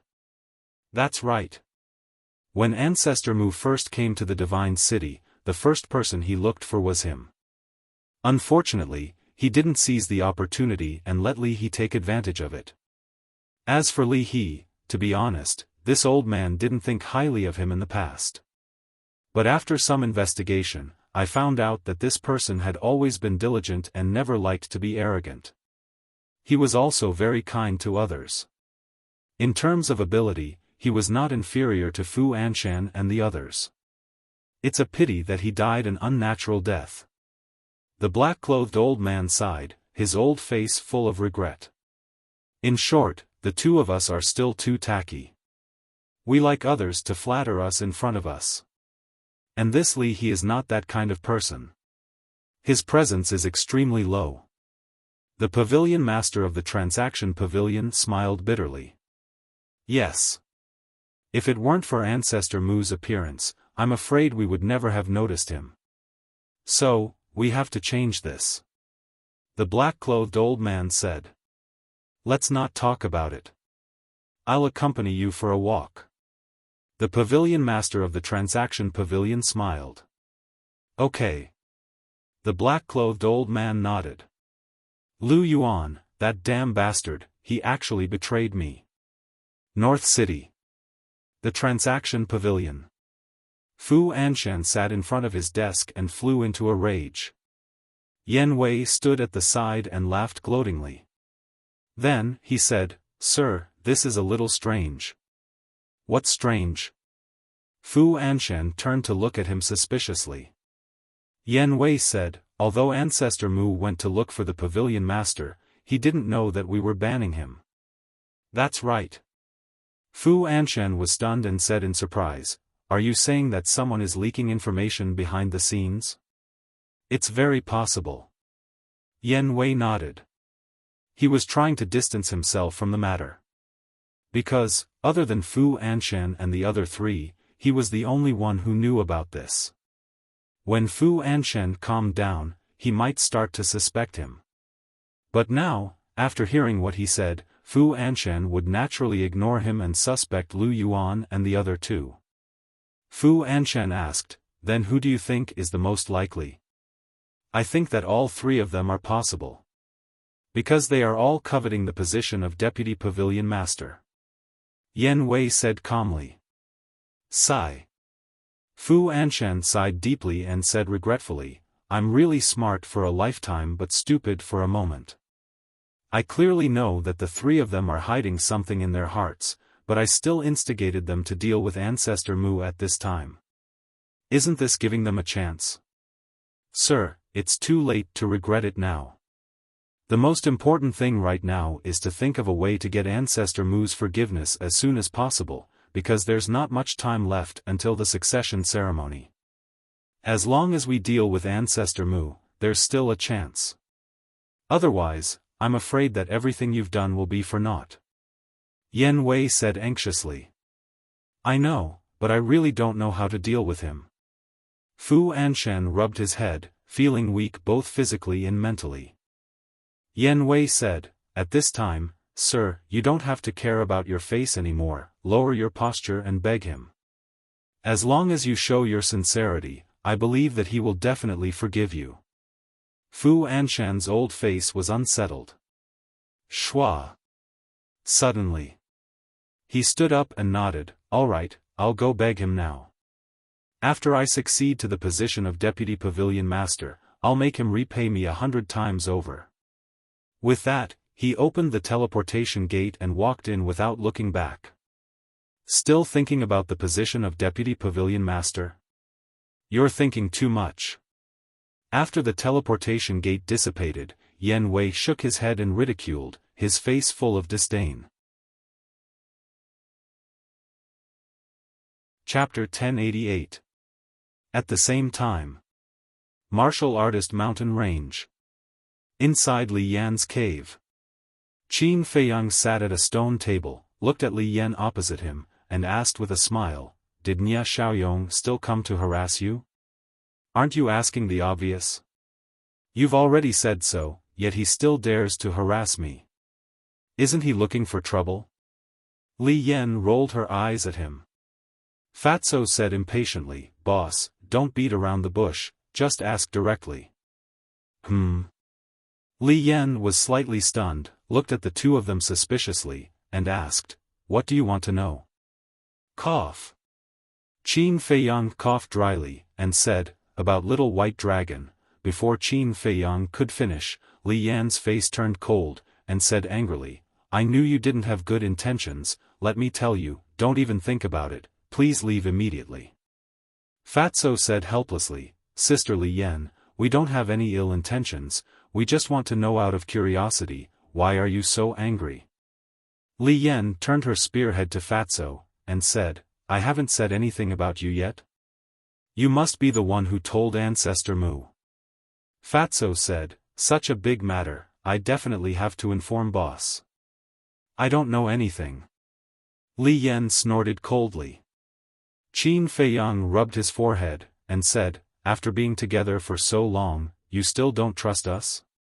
Li Yan said, "One may know a person for a long time without understanding his true nature." Qin Feiyang's face darkened, and said, "Are you really not going to say it? Then don't blame me. What do you want to do?" Li Yan looked at him warily. "You should be able to guess what I want to do." Qin Feiyang said. "Bastard! If you dare to reveal the matter of Little White Dragon, I won't let you off." Li Yan shouted angrily, gnashing her teeth. Fatso went up and chuckled, Sister Li Yan, let me kindly remind you, my boss is really not afraid of you not letting him off. You, Li Yan glared at Fatso angrily. Fatso said, Aya, just tell us. It's not like we're outsiders. Don't worry, we'll keep it a secret for you. Li Yan glanced at the two of them gloomily. A moment later, Li Yan asked, will you really keep it a secret for me? A man's words carry enormous weight. Fatso patted his chest and said. Qin Feiyang also nodded. All right, I'll tell you.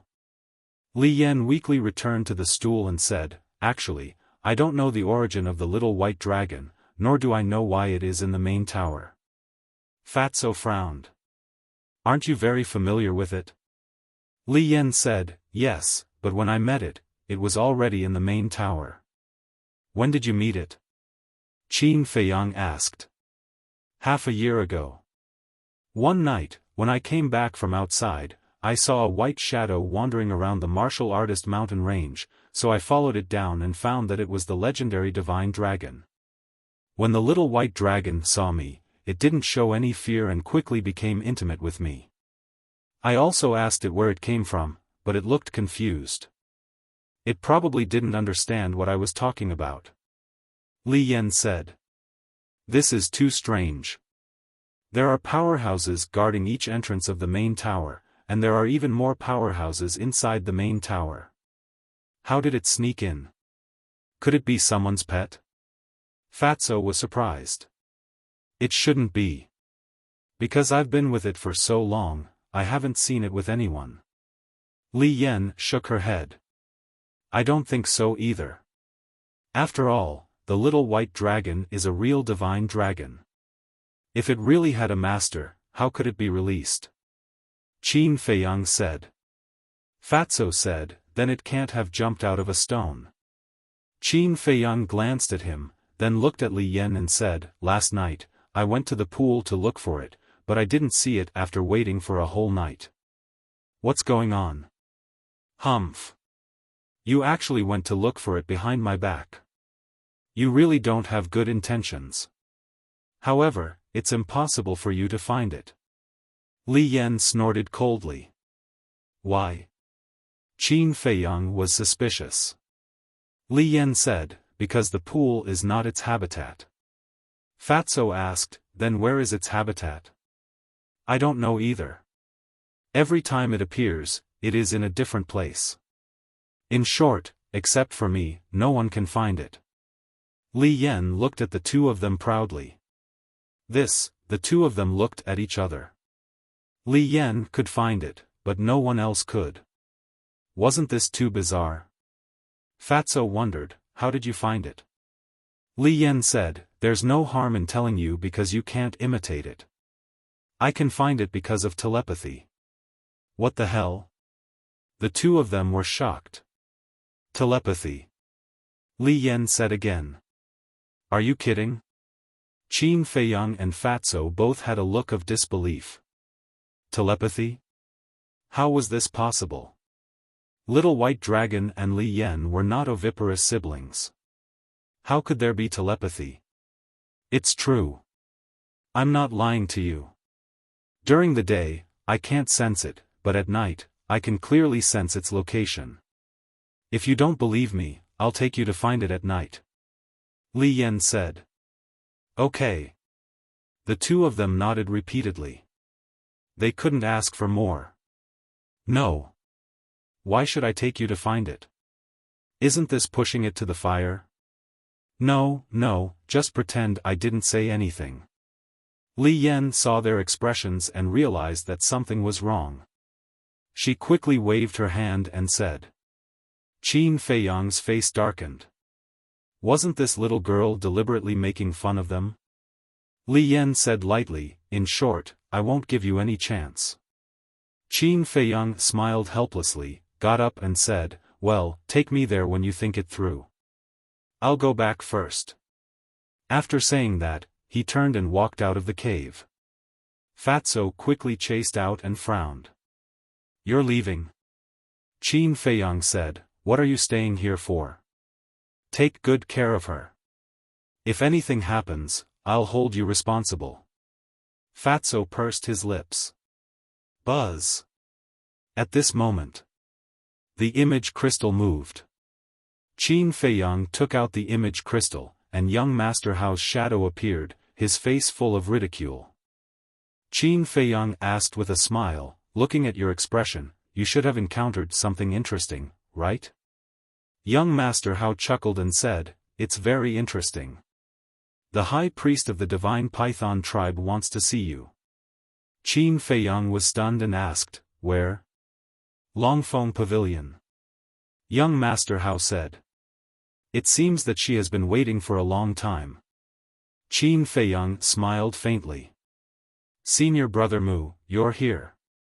At this time, not far away in the void, a surprised voice sounded. Qin Feiyang looked up and saw a young man in black running towards him. Qin Feiyang's eyes had a trace of suspicion. He looked at young Master Hao and said, "It seems that someone is looking for me." "That's it." After saying that, he put away the image crystal. Whoosh! The young man in black broke through the air and landed in front of Qin Feiyang. "You are?" Qin Feiyang looked at him in confusion. The young man in black smiled obsequiously and said, "I'm a disciple of the warrior mountain range. My name is Wang Er." Wang Er? Qin Feiyang was stunned. He had never interacted with this person before. He asked, "Senior Brother Wang, what's the matter?" No, how would I dare to be your senior brother? Just call me junior brother." Wang Er waved his hand. Qin Feiyang shook his head and laughed. This person was older than him and had entered the main pagoda earlier than him. He was actually willing to be his junior brother. Strength and status could indeed change a person. Qin Feiyang said, "If you have something to say, just say it. The steward of the Northern City Trading Pavilion is here. He specifically said that he wants to see you. He also said that he won't leave until he sees you. So I wanted to inform Senior Brother Fatty and let him pass the message to you. I didn't expect you to be here." Wang Er said. Fatso said unhappily, Hey, what are you talking about? Although being fat is my characteristic, you can't just call me Senior Brother Fatty, right? Sorry. Wang Er smiled apologetically. Fatso rolled his eyes at him and looked at Qin Feiyang. "Boss, do you want to meet him?" Qin Feiyang waved his hand and said, "I'm not interested, but you can go and tell him that standing there is not sincerity." "Understood." Fatty chuckled mischievously, then opened the teleportation gate and left. "Thank you." Qin Feiyang cupped his hands towards Wang Er and thanked him, then opened the teleportation gate and left. "He actually thanked me?" Wang Er was stunned and a little flattered. Main Pagoda. Pill Pagoda Square. At this moment, countless disciples had gathered and were curiously looking at Fu Anshan, who was standing in the middle of the square. The succession ceremony is coming soon. Why is he here looking for Ancestor Mu instead of preparing properly? Everyone was suspicious. Swish! Fatso appeared out of thin air and stood in the air above the square. "Fatso is here. Why are you afraid of him? Isn't it because he has Ancestor Mu as his backer? If Ancestor Mu were to back him up, what would he amount to?" Some were afraid. Some were disdainful. Hearing those discussions, Fatso raised his eyebrows and his saint aura erupted. For a moment, the square fell into dead silence. Those who were disdainful before were now filled with shock. He had actually stepped into the Battle Saint realm. Are you surprised? Let me tell you, Fat Lord has already stepped into the Battle Saint realm. It's just that he doesn't want to go to the sacred land and has been hiding his cultivation. Do you really think I'm just relying on boss? Fatso sneered. Stepped into the Battle Saint realm long ago? Don't want to go to the sacred land? Everyone was petrified on the spot. The sacred land was a place all the disciples of the main pagoda wanted to go, but this person actually hid his cultivation and didn't want to go. Was there something wrong with his brain? Fatso withdrew his saint aura and said lightly, Fat Lord's pursuit and ideals are not something you ordinary people can understand. Everyone's face twitched. Will you die if you don't act cool? Fatso's gaze turned and looked down at Fu Anshan. He joked, Chief Steward Fu, we meet again. A cold light flashed in the depths of Fu Anshan's eyes. He cupped his hands and smiled, Brother, it's been a long time since we last met. How have you been? When did we become so close? Thinking back, when we first came here and went to the trading pavilion for the first time, what did you say? Fatso looked at him playfully. Fu Anshan licked his face and said with a smile, Brother, it was all this old man's fault. This old man will apologize to you in front of everyone. I hope you won't hold a grudge. Chief Steward Fu is about to succeed the position of Deputy Pavilion Master, yet you still apologize to a small figure like me. How magnanimous. Chapter 1089. The people in the plaza looked at each other in dismay. Fatso's words could be said to be a blatant mockery. But they couldn't figure it out. With Fu Anshan's brain, it was impossible for him not to hear it, but why wasn't he angry? Fatso said, Manager Fu, I heard that you are looking for my boss. Fu Anshan endured his anger and nodded, Yes, please inform him. I'm sorry. My boss is not free right now. Also, is this your sincerity? If that's the case, then even if I help you inform him, my boss might not even see you. Fatso teased. Then, according to brother, what is considered sincerity? Fu Anshan asked with a smile. You can still laugh? Has this old fellow been kicked silly by a donkey? People muttered. Fatso chuckled, and bared his teeth, All right, since you are so modest, I will give you a clear path. Kneel, as long as you kneel here, I am sure that boss will come out to see you sooner or later. Fu Anshan's heart was immediately filled with a monstrous rage. At the same time, the disciples in the plaza were also completely stunned. One had to know. Whether it was Fu Anshan's prestige or status in the Central Divine Kingdom, it was not something that this Fatso could compare to. He actually dared to make him kneel? Even if he had the support of the Mu ancestor, wasn't this a bit too much? Simply put, this was no longer a matter of Fu Anshan's personal dignity, but the face of the entire transaction pavilion. Moreover, Fu Anshan was someone who was about to become the vice pavilion master of the transaction pavilion, so it was impossible for him to do such a thing that would ruin his image. Therefore, in everyone's eyes, Fatso was purely enjoying himself. What? He actually, suddenly. A cry of surprise sounded, filled with disbelief. Everyone looked at Fu Anshan in unison, only to see that the previously furious Fu Anshan was actually kneeling on the ground. In an instant, everyone was dumbstruck. He actually knelt down. What is he thinking? Doesn't he know that this kneeling will cause his reputation to be ruined?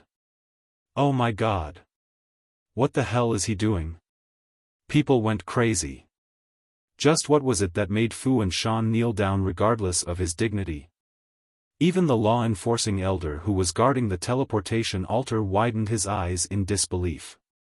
That's right. Kneel properly and don't try to play tricks. Otherwise, even if I help you, the boss won't see you.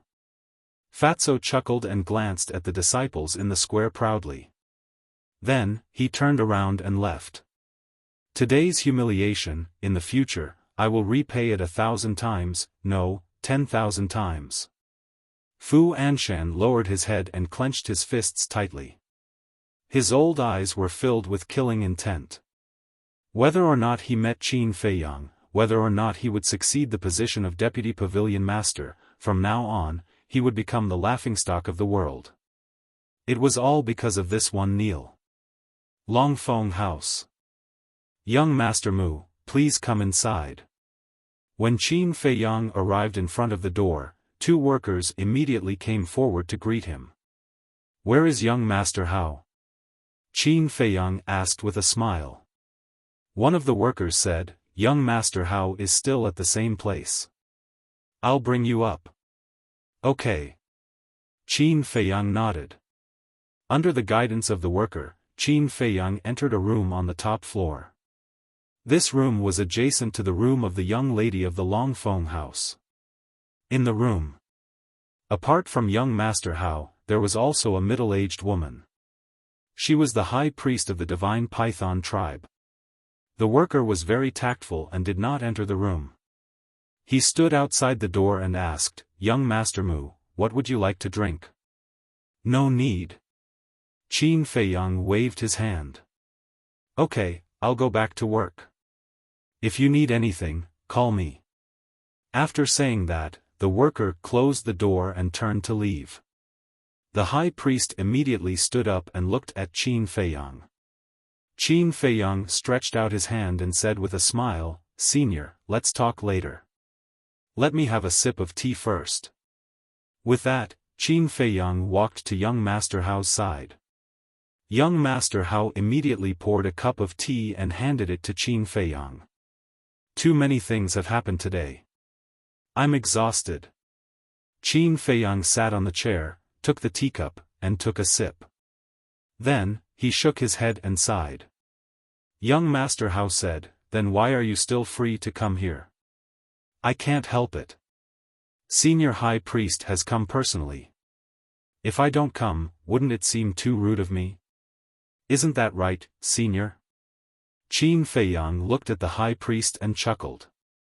If you're really busy, we can meet another day. The High Priest smiled. Qin Feiyang waved his hand and said, how can I do that? No matter how busy I am, I won't let Senior wait. The High Priest smiled, but it was a forced smile. Qin Feiyang said, Senior, tell me now. Why are you looking for me? The High Priest turned to look at young Master Hao. Young Master Hao held the teacup and drank leisurely, pretending not to see anything. Qin Feiyang smiled faintly, Senior, young Master Hao is not an outsider. If you have something to say, just say it. The High Priest hesitated. Buzz. Suddenly, the image crystal in young Master Hao's arms rang. Young Master Hao was stunned and took out the image crystal. Buzz. A beautiful figure appeared. It was Wang Yu.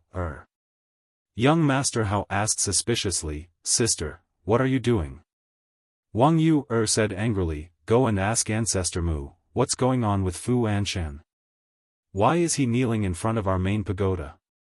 What? Fu Anshan is kneeling in front of the main pagoda? The High Priest was surprised. Young Master Hao was also a little stunned. He looked at Qin Feiyang and said to Wang Yu, he's with me. Ask him yourself. With that, young Master Hao turned the image crystal and faced Qin Feiyang. He really knelt down? Qin Feiyang asked in surprise. Wang Yu said, of course, it's already a big deal. Qin Feiyang's eyes flashed. This old man was really willing to do anything for the position of Deputy Pavilion Master. But thinking about it, it made sense. For the position of Deputy Pavilion Master, Fu Anshan could be said to have done everything. If he failed because of this, even if he died, he would not be able to rest in peace. Qin Feiyang looked at Wang Yu, and said indifferently, if he wants to kneel, then kneel. Why are you so angry? What about him? It has nothing to do with me. But he is the steward of the Transaction Pavilion after all, and he is also the successor of the next Deputy Pavilion Master. How can you make him kneel in front of our main pagoda? At that time, how will others talk about you behind your back? How will they talk about our main pagoda? Most importantly, if the Pavilion Master of the Transaction Pavilion finds out about this, he will definitely come looking for trouble with you. Wang Yu said. Qin Feiyang stared blankly and asked, "Are you concerned about me? Get lost. Who has the time to care about you? In short, hurry up and get rid of Fu Anshan for me. My grandfather and parents have already begun to ask me." After Wang Yu said that, she angrily turned off the image crystal. Wasn't this nonsense? Didn't he have any sense of propriety? Young Master Hao put away the image crystal and asked suspiciously, "Brother Mu, what's going on?" "Fu Anshan and the other 3 stewards banned me, so I went to find the pavilion master of the transaction pavilion. I think it should be the pavilion master who asked him to come and apologize. But I didn't expect him to be so sincere and actually kneel in front of the main pagoda. I don't know what to say." Qin Feiyang smiled faintly. What? Even the pavilion master of the transaction pavilion thinks so highly of him? The high priest's heart trembled. Who could stop the rise of this man? Ban? Young Master Hao looked suspicious, but the high priest was here, so he couldn't ask. Qin Feiyang looked at the high priest and said with a smile, "Senior, as you can see, I am indeed too busy. If you have something to say, say it quickly." Well, the high priest hesitated for a moment and gritted his teeth. "Little brother, tell me, what do I have to do to destroy that video?" "Oh, I see." Qin Feiyang came to a realization and said meaningfully, "This video is very valuable. I really can't bear to destroy it. It's better to squash enmity than keep it alive. Besides, we know that we were wrong now. Please be kind and give us a way out." The high priest looked at him pleadingly. "Actually, you should look for Pei Yi because as long as he forgives you, you don't have to be afraid of this video being exposed anymore," Qin Feiyang said. The high priest said, "I have always treated Yi as my own son. I don't want him to know about this because it will be a huge blow to him." Qin Feiyang sneered. "Then you should have killed him back then." The high priest's expression was extremely ugly. Qin Feiyang waved his hand and said impatiently, "All right, I can destroy this video if you give me a grade 7 pill fire." When he received young Master Hao's message, he had already thought of where to get a grade 7 pill fire. It was the Divine Python tribe. As a super tribe, they would definitely have a grade 7 pill fire. Really? The high priest was elated. Qin Feiyang nodded. "All right, I'll give it to you now." The high priestess waved her hand, and a cluster of beautiful pill fire appeared. The high priest of every tribe was in charge of refining pills. Hence, he usually carried his pill fire with him. Qin Feiyang said, "Erase the blood contract and give it to me." This, the high priest frowned. Qin Feiyang said calmly, "Don't worry, there's no need for me to lie to you. I won't do something like that either." "All right, I believe you." The high priest nodded and erased the blood contract directly. Then, with a wave of his hand, the pill fire flew to Qin Feiyang. Qin Feiyang also took out the image crystal. With a thought, he erased the video. "Did you really erase it?" The high priest looked at him nervously. Qin Feiyang said, "I've always been a man of my words. If you want me to crush the image crystal, that's absolutely impossible." "Thank you." The high priest let out a long breath and stood up with cupped fists. Qin Feiyang said, "You don't have to thank me. I just hope that you've really repented. Otherwise, even without this video, I'll make the Divine Python tribe suffer." "Is that so? Let's wait and see then." The high priest sneered and opened a portal to leave. Previously, she had been humble because the other party had something on her. Now that she had nothing on her, what was she afraid of? Young Master Hao said in disgust, she turned hostile immediately after the video was destroyed. "This woman is really too much. Don't tell me you really believed the nonsense she said before? Let me tell you, a leopard can't change its spots." Qin Feiyang sneered.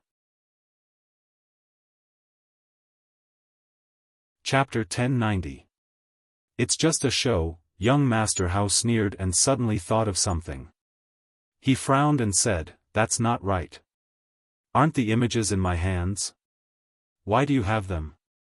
Qin Feiyang smiled and said, "When I accompanied Pei Yi to the 9 regions to retrieve Pei Changfeng's body, I already got a video from a tribe. Wasn't that before we went to Qinghai?" Young Master Hao was surprised. "Yes." Qin Feiyang nodded. Young Master Hao said, "So, you already knew about the leader of the Divine Python tribe?" "Yes." Qin Feiyang said with a smile. Young Master Hao cursed angrily, "Damn, you're really cunning. You even kept us in the dark. I have to keep a trump card." Qin Feiyang smiled faintly. "That's true. For example, this time, after Fu Anshan, you also destroyed the video. The leader of the Divine Python tribe must think that he can rest easy now, but he doesn't know that I still have a video in my hands." Young Master Hao said with a smile. Qin Feiyang shook his head and said, "Wrong, Fu Anshan didn't destroy the video. He also has a trump card." Young Master Hao was stunned and said with a smile, "Damn, this old fox is more cunning than you." "What do you mean by more cunning than me? Am I cunning? Where can I find such a good person?" Qin Feiyang rolled his eyes. "You're a good person?"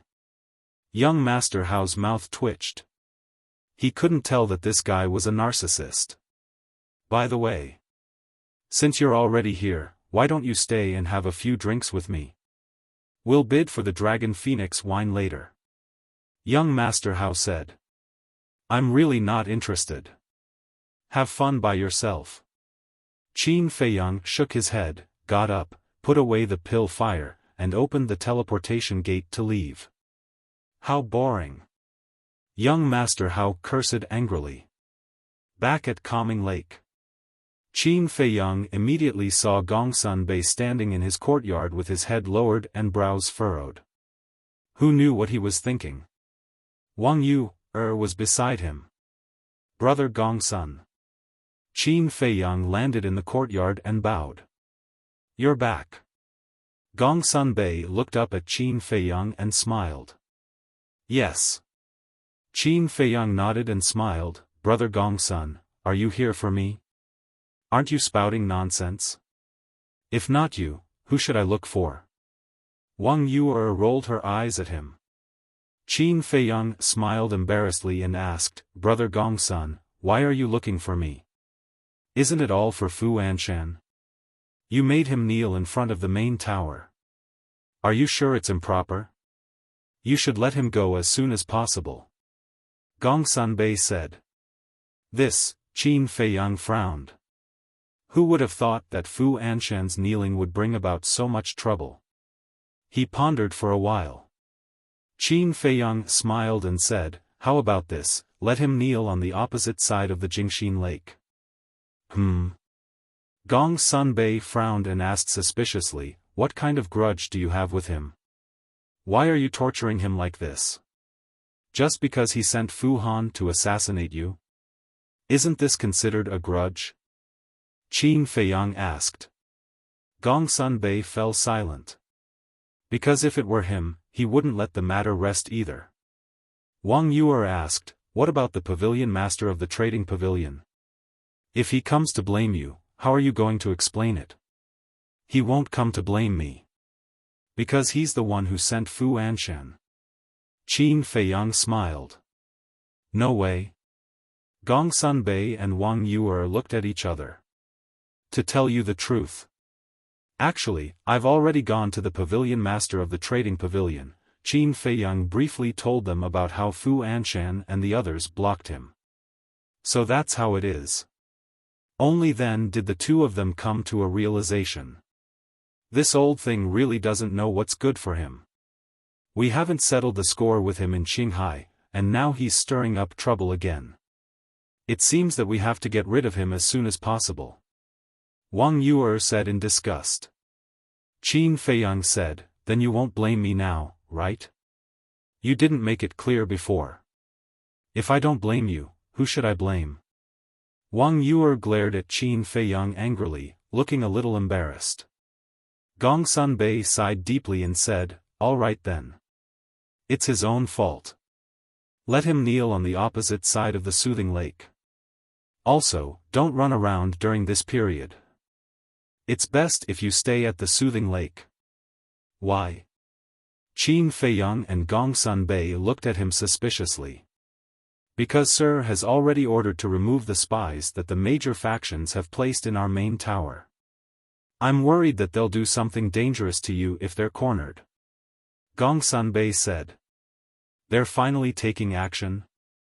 Qin Feiyang's eyes flashed slightly and asked, "Have you found anyone?" Gong Sunbei's eyes flashed coldly as he said confidently, "It's basically under my control. After confirming it, we can pull the net." "Who are they?" Qin Feiyang asked calmly. "These people are very powerful. They're basically the law enforcement elders and deacon elders. Even my temple has some." Gong Sunbei coldly snorted. Qin Feiyang was surprised. "No way, they're so arrogant. What about the Mujia?" As soon as this statement came out, the place inexplicably fell into a dead silence. Whether it was Gong Sunbei or Wang Yuer, they all looked at Qin Feiyang with a surprised look.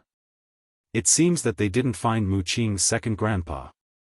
Qin Feiyang secretly muttered. Otherwise, Gong Sunbei wouldn't show such an expression. Wang Yuer frowned and said, "Why do you ask?"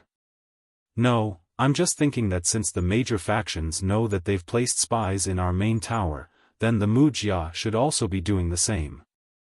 Qin Feiyang said with a smile. Wang Yuer solemnly said, "Don't talk about this kind of groundless thing in the future.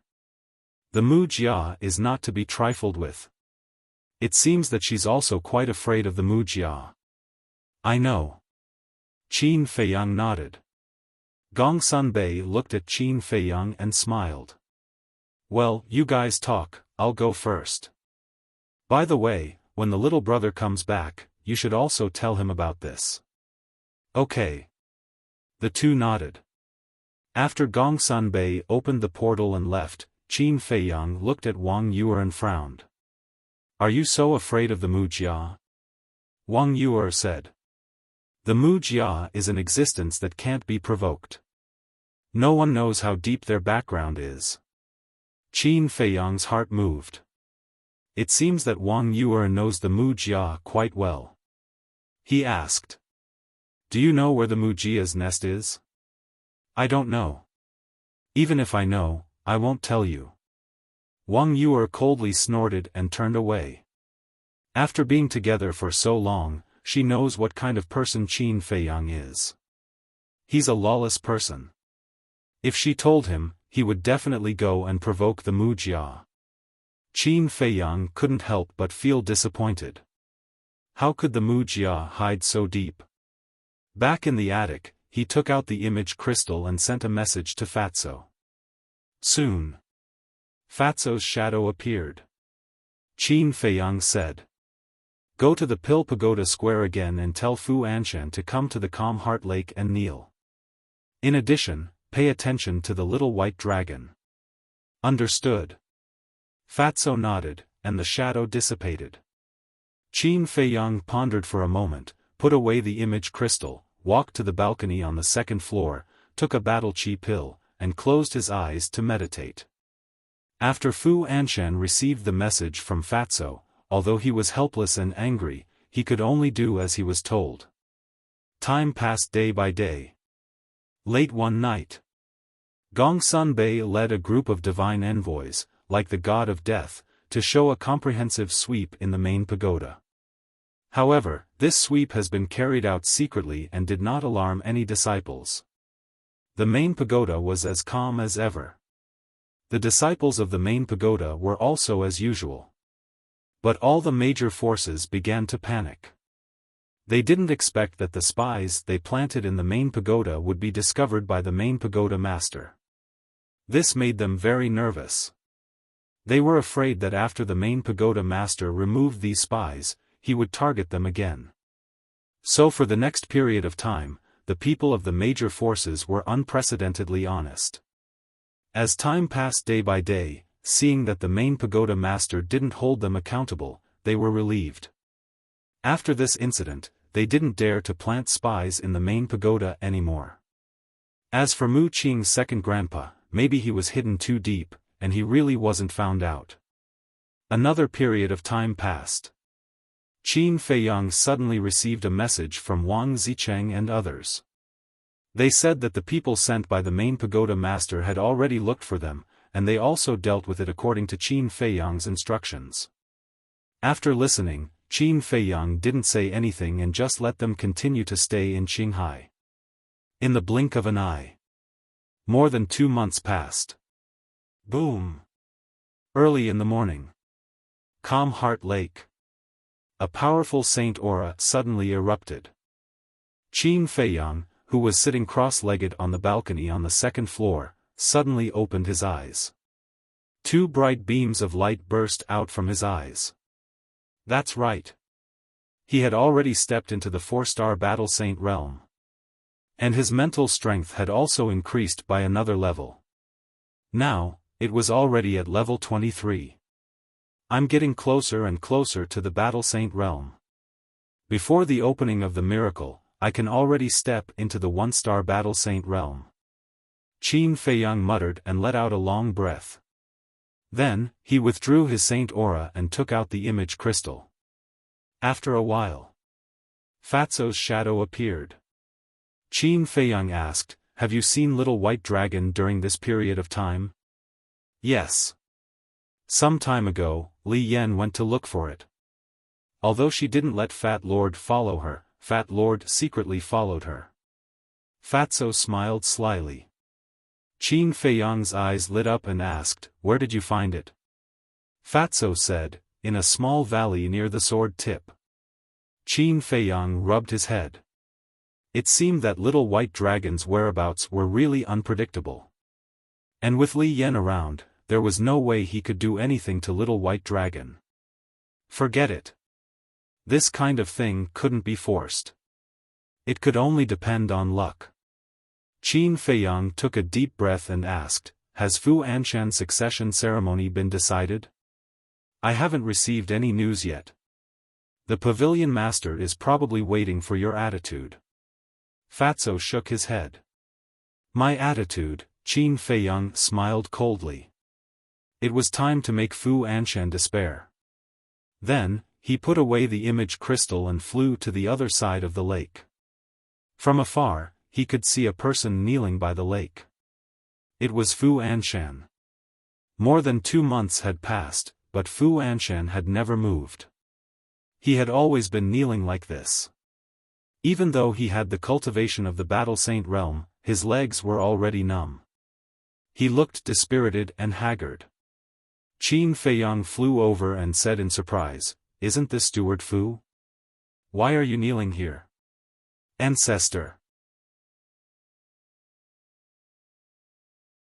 Chapter 1091. Qin Feiyang landed in front of Fu Anshan and asked suspiciously, "Steward Fu, who are you kneeling to?" After 2 months, the anger in Fu Anshan's heart had calmed down a lot, but when he heard Qin Feiyang's words, his anger burned again. Qin Feiyang turned a blind eye to it and asked again, "Who exactly is it that has such great face to make you kneel?" Looking at the innocent Qin Feiyang, Fu Anshan wanted to slap him. But now he had to endure it. It had been more than 2 months, but the pavilion master had not announced the exact time when he would succeed the position of deputy pavilion master. Obviously, the pavilion master was waiting for the result. In other words, if he could not get the forgiveness of the person in front of him, then it was almost impossible for him to succeed the position of deputy pavilion master. "Brother Mu, I've already fallen to this point, can you stop teasing me? I know, it was all my fault in the past, I'll kowtow to you and apologize, I just hope that you can forgive me." Fu Anshan begged and kowtowed, banging his head. "Looking at you now, you're really pitiful. But have you ever heard of a saying? A pitiful person must have something hateful." Qin Feiyang said. Yes, yes, yes, I was blind and overestimated myself to provoke you, but now I've repented. What else do you want? As the saying goes, it's better to squash enmity than keep it alive. I've been kneeling here for 2 months, isn't that sincere enough? Brother Mu, can you be magnanimous and give me a way out? If you really can't, just treat me as a dog that bites people and don't bother with me, okay? Fu Anshan raised his head and looked at Qin Feiyang pitifully with tears in his eyes. Qin Feiyang furrowed his brows and hesitated. Fu Anshan was also extremely nervous. Sigh. After a long time, Qin Feiyang let out a long sigh and said, "Fine. Since you're so sincere, I won't bicker with you." Really? Fu Anshan looked at him in surprise. Qin Feiyang said, "I always mean what I say." "Thank you, Brother Mu. This old man will never forget Brother Mu's great kindness today. I will definitely repay you in the future." Fu Anshan hurriedly stood up and cupped his hands, but his eyes were filled with a cold light. Qin Feiyang secretly sneered and waved his hand, "Go do your thing." "Thank you, Brother Mu. This old man will take his leave." After Fu Anshan finished speaking, he couldn't wait to open the portal and leave. That afternoon, an explosive piece of news spread throughout the Divine City. The pavilion master of the trading pavilion personally announced that Fu Anshan's succession ceremony would be held at the central square of North City tomorrow morning. For a moment, the clouds moved in all directions. The leaders of all the super tribes immediately began to prepare gifts for the celebration tomorrow morning. No matter what Fu Anshan had experienced in the past 2 months, he was about to become the deputy pavilion master of the transaction pavilion, so he had to curry favor with him. Calm Heart Lake. Qin Feiyang and Wang Yu sat in young Master Hao's courtyard, the three of them drinking tea while chatting and laughing. Young Master Hao laughed. "Fu Anshan must be laughing right now." Wang Yu said, "It wasn't easy for him to get to this point, how can he not laugh? But tomorrow, he won't be able to laugh anymore. Tomorrow is the time for him to cry." Young Master Hao laughed. "It's so lively." Suddenly, Fatso appeared out of thin air and sneaked over. Hey, this is the Calm Heart Lake, how can you barge in without permission?" Young Master Hao said unhappily. "Tsk." Fatso raised his middle finger in disdain, took out 3 golden invitation cards from his bosom, threw them in front of Qin Feiyang and the other 2, and said, "This is what Fu Anshan asked me to give to you. He also said that you must attend his ceremony tomorrow." Young Master Hao grabbed an invitation card, looked at it carefully, and grinned, "Even if he didn't invite us, we would still go." Late at night, Qin Feiyang stood alone on the balcony, looking at the waning moon in the sky, his eyes flickering. He was hesitating, should he tell Pei Yi the truth? Although Pei Yi would still find out tomorrow, telling Pei Yi now could let him be mentally prepared, otherwise, he would definitely go crazy. Buzz. Suddenly, the image crystal in his bosom rang. "It's his business whether he can take this blow or not, why should I worry so much? What I want to do is just tell him the truth." After a moment of silence, Qin Feiyang muttered to himself, no longer dwelling on this issue, retracted his gaze, and took out the image crystal. Buzz. Fatso's shadow appeared. "What's wrong?" Qin Feiyang asked. Fatso said, "Pei Yi is looking for you." "What a coincidence." Qin Feiyang was slightly stunned, and said with a smile, "I just wanted to tell him the truth, where is he now?" Fatso said, "Come to my place first." Qin Feiyang nodded, put away the image crystal, and opened the portal, appearing in Fatso's cave in the next moment. Fatso immediately took out a letter and handed it to Qin Feiyang. "What is it?" Qin Feiyang was bewildered. Fatso said, "This is from Pei Yi." "Why is he writing me a letter?" Qin Feiyang frowned, took the letter, and opened it. There were only 6 words in the letter. See you at Black Cloud Valley at dawn. There was a signature at the bottom. Pei. What's going on? Qin Feiyang looked up at Fatso in bewilderment. They were both in the main pagoda and could meet anytime, anywhere. Why did he have to be so mysterious? Fatso said, I don't know either, because I've never seen him before. Qin Feiyang asked, then where did this letter come from? Didn't I go to deliver the invitation to you this morning? After delivering the invitation, I went to Li Yan's place and just came back. When I entered the cave, I saw this letter on the futon. Fatso pointed to the futon next to him. Qin Feiyang looked at the futon, then looked at the letter, and frowned. Don't tell me he already knows? Fatso said, you mean, he might already know the cause of Pei Changfeng's death? Qin Feiyang said, otherwise, why would he ask us to go outside the city? That makes sense. Fatso nodded thoughtfully and asked, do you want me to go with you? That's not necessary, you continue to look after Li Yan. He will be back tomorrow, don't let anything happen tonight. Qin Feiyang said. Okay.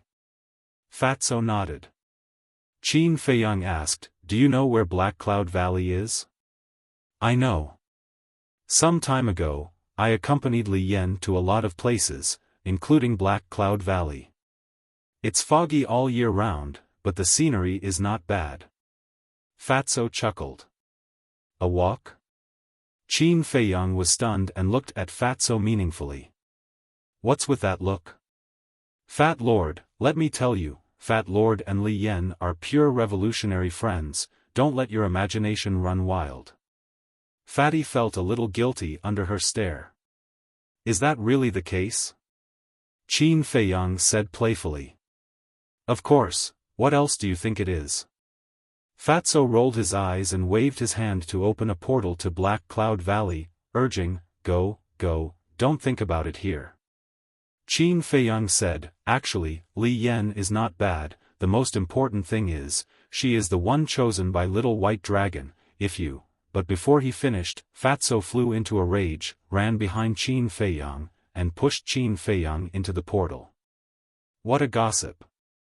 Staring at Qin Feiyang's disappearing back, Fatso looked up and smiled foolishly for a while, then turned around and hurried away. At the same time, Qin Feiyang appeared out of thin air in the sky above a valley that was filled with mist. In the night sky, the waning moon emitted a faint moonlight, making everything look hazy and blurry. The entire valley was dead silent. This damn Fatso has good luck with women. Qin Feiyang shook his head in amusement and glanced down at the valley below. Brother Mu, I'm here. A familiar voice came from the valley. It was Pei. Qin Feiyang looked over and saw Pei standing in the middle of the valley with his hands behind his back and a faint smile on his face. Whoosh! Qin Feiyang entered the valley and landed beside Pei, smiling faintly. You didn't ask me out so late at night to admire the scenery, did you? I'm not in the mood to admire the scenery. Pei shook his head with a bitter smile and said, Brother Mu, let me ask you a question. What is it? Qin Feiyang looked at him in confusion. Pei pointed behind Qin Feiyang and asked, Look, what's that over there? Qin Feiyang turned around suspiciously. But just as he turned around, his body tensed up, and a strong sense of danger surged in his heart. And he did not see anything behind him. Oh no! Qin Feiyang didn't hesitate. He immediately took a step forward and dodged to the side. However, it was too late. Pei, who was behind him, grabbed a shiny dagger and stabbed it into Qin Feiyang's lower abdomen at lightning speed. Qin Feiyang was immediately overwhelmed by the excruciating pain. However, Qin Feiyang had experienced all kinds of pain. This bit of pain was nothing to him. Before his cultivation disappeared completely, he slapped Pei's chest with his palm. However, Pei did not move at all. Instead, his arm was numb from the impact. How is this possible? Qin Feiyang turned pale with fright. Although his sea of qi was broken and the power of this palm was less than 1/10 of his peak state, he was now a 4-star battle sage while Pei Yi was only a 9-star battle grandmaster. Even 1/10 of his power was enough to seriously injure Pei Yi. At the same time, Pei Yi looked down at the chest that Qin Feiyang had hit with a sneer and pulled out the dagger. Qin Feiyang immediately knelt on the ground weakly and blood spurted out from his wound. His cultivation had also been completely destroyed. Pei Yi looked at Qin Feiyang with a grin and said, "You didn't expect this, did you?" Qin Feiyang turned around with great effort and stared at Pei Yi. "Why? You still have the cheek to ask me why?" Pei Yi flew into a rage and kicked Qin Feiyang to the ground. He stepped on Qin Feiyang's head and roared with reddened eyes, "I just want a way out. Why won't you let me go?" "Why? A way out? Why won't you let you go?" Qin Feiyang frowned and said, "What are you talking about?" It could be said that he and Pei Yi had always gotten along well and had never had any conflicts. Why would he suddenly say such strange things? Chapter 1092. Upon hearing Qin Feiyang's words, Pei Yi was stunned for a moment before he burst into laughter. Of course, Qin Feiyang wasn't really afraid of Pei Yi. With the ancient castle in hand, Pei Yi wouldn't be able to kill him even if his cultivation was crippled. What he wanted to know was, why did Pei Yi plot against him? All of a sudden, Pei Yi stopped laughing and retracted his foot from Qin Feiyang's head. He said with a sinister smile, "I forgot that you don't know who I am yet. Look up." Qin Feiyang raised his head and looked at Pei Yi. Pei Yi took out a pill and popped it into his mouth. Immediately, Pei Yi's face and figure began to change rapidly. Not long after, a burly man with short black hair, strong muscles, and a height of 2 meters appeared in Qin Feiyang's line of sight. "It's you." Qin Feiyang's eyes were full of disbelief. That's right. This man was Chu Xian's father, the leader of the Heavenly Spiral tribe. But wasn't this man expelled from the Central Divine Kingdom? Why was he here? Are you surprised? A man who has been expelled from the Central Divine Kingdom actually appeared in front of you now? The leader of the Heavenly Spiral tribe laughed. Qin Feiyang's face was gloomy. He knew that Pei Yi wouldn't plot against him. It turned out that this man was impersonating him. The leader of the Heavenly Spiral tribe glared at him with resentment and said, "You made Mr. Hao expel the Heavenly Spiral tribe from the Central Divine Kingdom just because of a small matter. How can you be so ruthless?" Qin Feiyang slowly stood up and sternly said, "Your daughter deceived my brother, took advantage of his feelings, and toyed with him in the palm of her hand. Is this still a small matter? Who told you to get up? Get down." The Heavenly Spiral tribe's chief revealed an ominous glint in his eyes and sent Qin Feiyang flying with another kick. Qin Feiyang spat out a mouthful of blood and fell heavily to the ground. It's actually purple blood? The Heavenly Spiral tribe's chief hadn't noticed it before, but when he saw the purple gold dragon blood spurting out of Qin Feiyang's mouth, his face was filled with bewilderment. Qin Feiyang stood up again, killing intent surging in the depths of his eyes. He asked, "Where's Chu Xian? Are they still in the Central Divine Kingdom?" "She went to the first zone. But when she died, she was in so much pain. My heart ached when I saw her. I can't accept this. I'll make you pay." Thus, I had a clan elder disguise himself as me and follow everyone to the first region. This way, everyone will think that I went to the first district as well, but I didn't. I'll stay and take revenge on you. Even my daughter doesn't know about this. After that, I snuck into the Divine City and kept looking for an opportunity. However, you didn't appear even after a long time, leaving me with no chance. But a few days ago, I met someone who taught me a way. The way is to pretend to be Pei Yi and ask you out. Because you're close to Pei Yi, as long as he asks you out, you'll definitely come out and you won't be guarded at all. The Heavenly Spiral Tribe's chief sneered. There's someone behind this? Qin Feiyang's heart skipped a beat. He asked, who taught you? Me. A murderous voice rang out, followed by a middle-aged man in black robes who walked out from behind a rock not far away. Qin Feiyang looked up, his eyes as gloomy as water. He said, so it's you, chief of the Divine Python tribe. Yes, it's me. Do you think it's that easy to take away my wife's 7th grade pill fire? The Divine Python tribe's chief walked to the Heavenly Spiral tribe's chief and said contemptuously. Qin Feiyang said, you're really stubborn. Stubborn? Huh, you're already a cripple. What else can you do? If I want to kill you now, it'll be as easy as killing a dog. The Divine Python tribe's chief laughed out loud. The Heavenly Spiral tribe's chief laughed. Brother Pei, calling him a dog is too flattering. The Divine Python tribe's chief was stunned and nodded. Yes, yes, yes. He's a beast worse than a pig. The Heavenly Spiral tribe's chief looked at Qin Feiyang and sneered. So what if he's the chief pagoda master's disciple? Isn't he still in our hands now?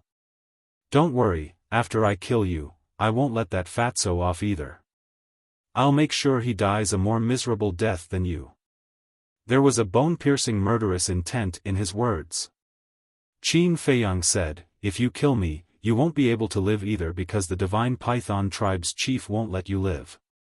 Based on the Divine Python tribe's chief's personality, he would definitely kill the Heavenly Spiral tribe's chief later. In other words, the Heavenly Spiral tribe's chief was just a chess piece. As long as he died, this chess piece would lose its value. The Divine Python tribe's chief's pupils constricted. He turned to look at the Heavenly Spiral tribe's chief and said with a smile, Brother Chu, do you believe me? Of course not. Brother Pei is so open and aboveboard. How could he be that kind of person? The Heavenly Spiral tribe's chief said. Open and aboveboard? Qin Feiyang shook his head and sneered. What a naive person. The Divine Python tribe's chief said again, if that's the case, what are you waiting for? Get rid of him quickly and get rid of that disgusting feeling in your heart. It's too boring to get rid of him so quickly. I want to torture him to my heart's content and make him wish he was dead. The Heavenly Spiral tribe's chief laughed sinisterly. He turned around and walked toward Qin Feiyang step by step like a demon from hell. Torture me? You're thinking too much. And you, surnamed Pei, you'll know the consequences of provoking me very soon. Qin Feiyang glanced at the two of them in disdain. With a thought, he disappeared in front of their eyes. When they heard Qin Feiyang's words, the two of them wanted to continue mocking him. However, when they suddenly saw Qin Feiyang disappear, their expressions changed drastically. Where did he go? The two of them scanned their surroundings and their eyes were filled with shock. He was still here just a moment ago. How did he suddenly disappear without a trace? The Heavenly Spiral tribe's chief looked at the Divine Python tribe's chief in a panic and asked, Brother Pei, what happened? I don't know either. The Divine Python tribe's chief shook his head and seemed to be at a loss. This was because once Qin Feiyang escaped, it would be a disaster for the Divine Python tribe. In the ancient castle, Qin Feiyang took a spiritual sea elixir and lowered his head. His face was extremely gloomy. Lu Hong suddenly said, let's just kill them all. Qin Feiyang raised his head and looked at her in shock. Lu Hong said, although all the supreme tribes have 9-star combat emperors, the Divine Python tribe's chief is definitely not at that level. How do you know? Qin Feiyang asked. It's very simple. Even the current chief tower master is only a 9-star combat emperor. As a supreme tribe's chief, he is definitely not as powerful as the Chief Tower Master. Lu Hong said. That makes sense. I have observed his aura. Indeed, he is not a 9-star combat emperor. He should be an 8-star combat emperor. However, even if that's the case, it will still not be easy to take care of him. Qin Feiyang said in a deep voice. Have you forgotten? Back in Qinghai, you were able to kill the one-armed old man who was a 7-star combat emperor. Now that you have broken through to a 4-star combat saint and activated the kill formula, you can definitely kill this 8-star combat emperor. The two-winged snow eagle said. That's right. Now that I have broken through, a mere 8-star combat emperor is nothing to worry about. Qin Feiyang was energized and said, Inner demons, come out. Swoosh. The inner demons appeared beside Qin Feiyang. His blood-red hair flowed behind his head like a river of blood. His blood-red robe fluttered in the wind and he emitted a terrifying aura. Every time they saw the inner demons, Lu Hong, Wolf King, and the other beasts could not help but shudder in fear. This was because the inner demons was the other side of Qin Feiyang. Before the inner demons appeared, they had never thought that the other side of Qin Feiyang would be so terrifying. Hee. Are you going to start a massacre again?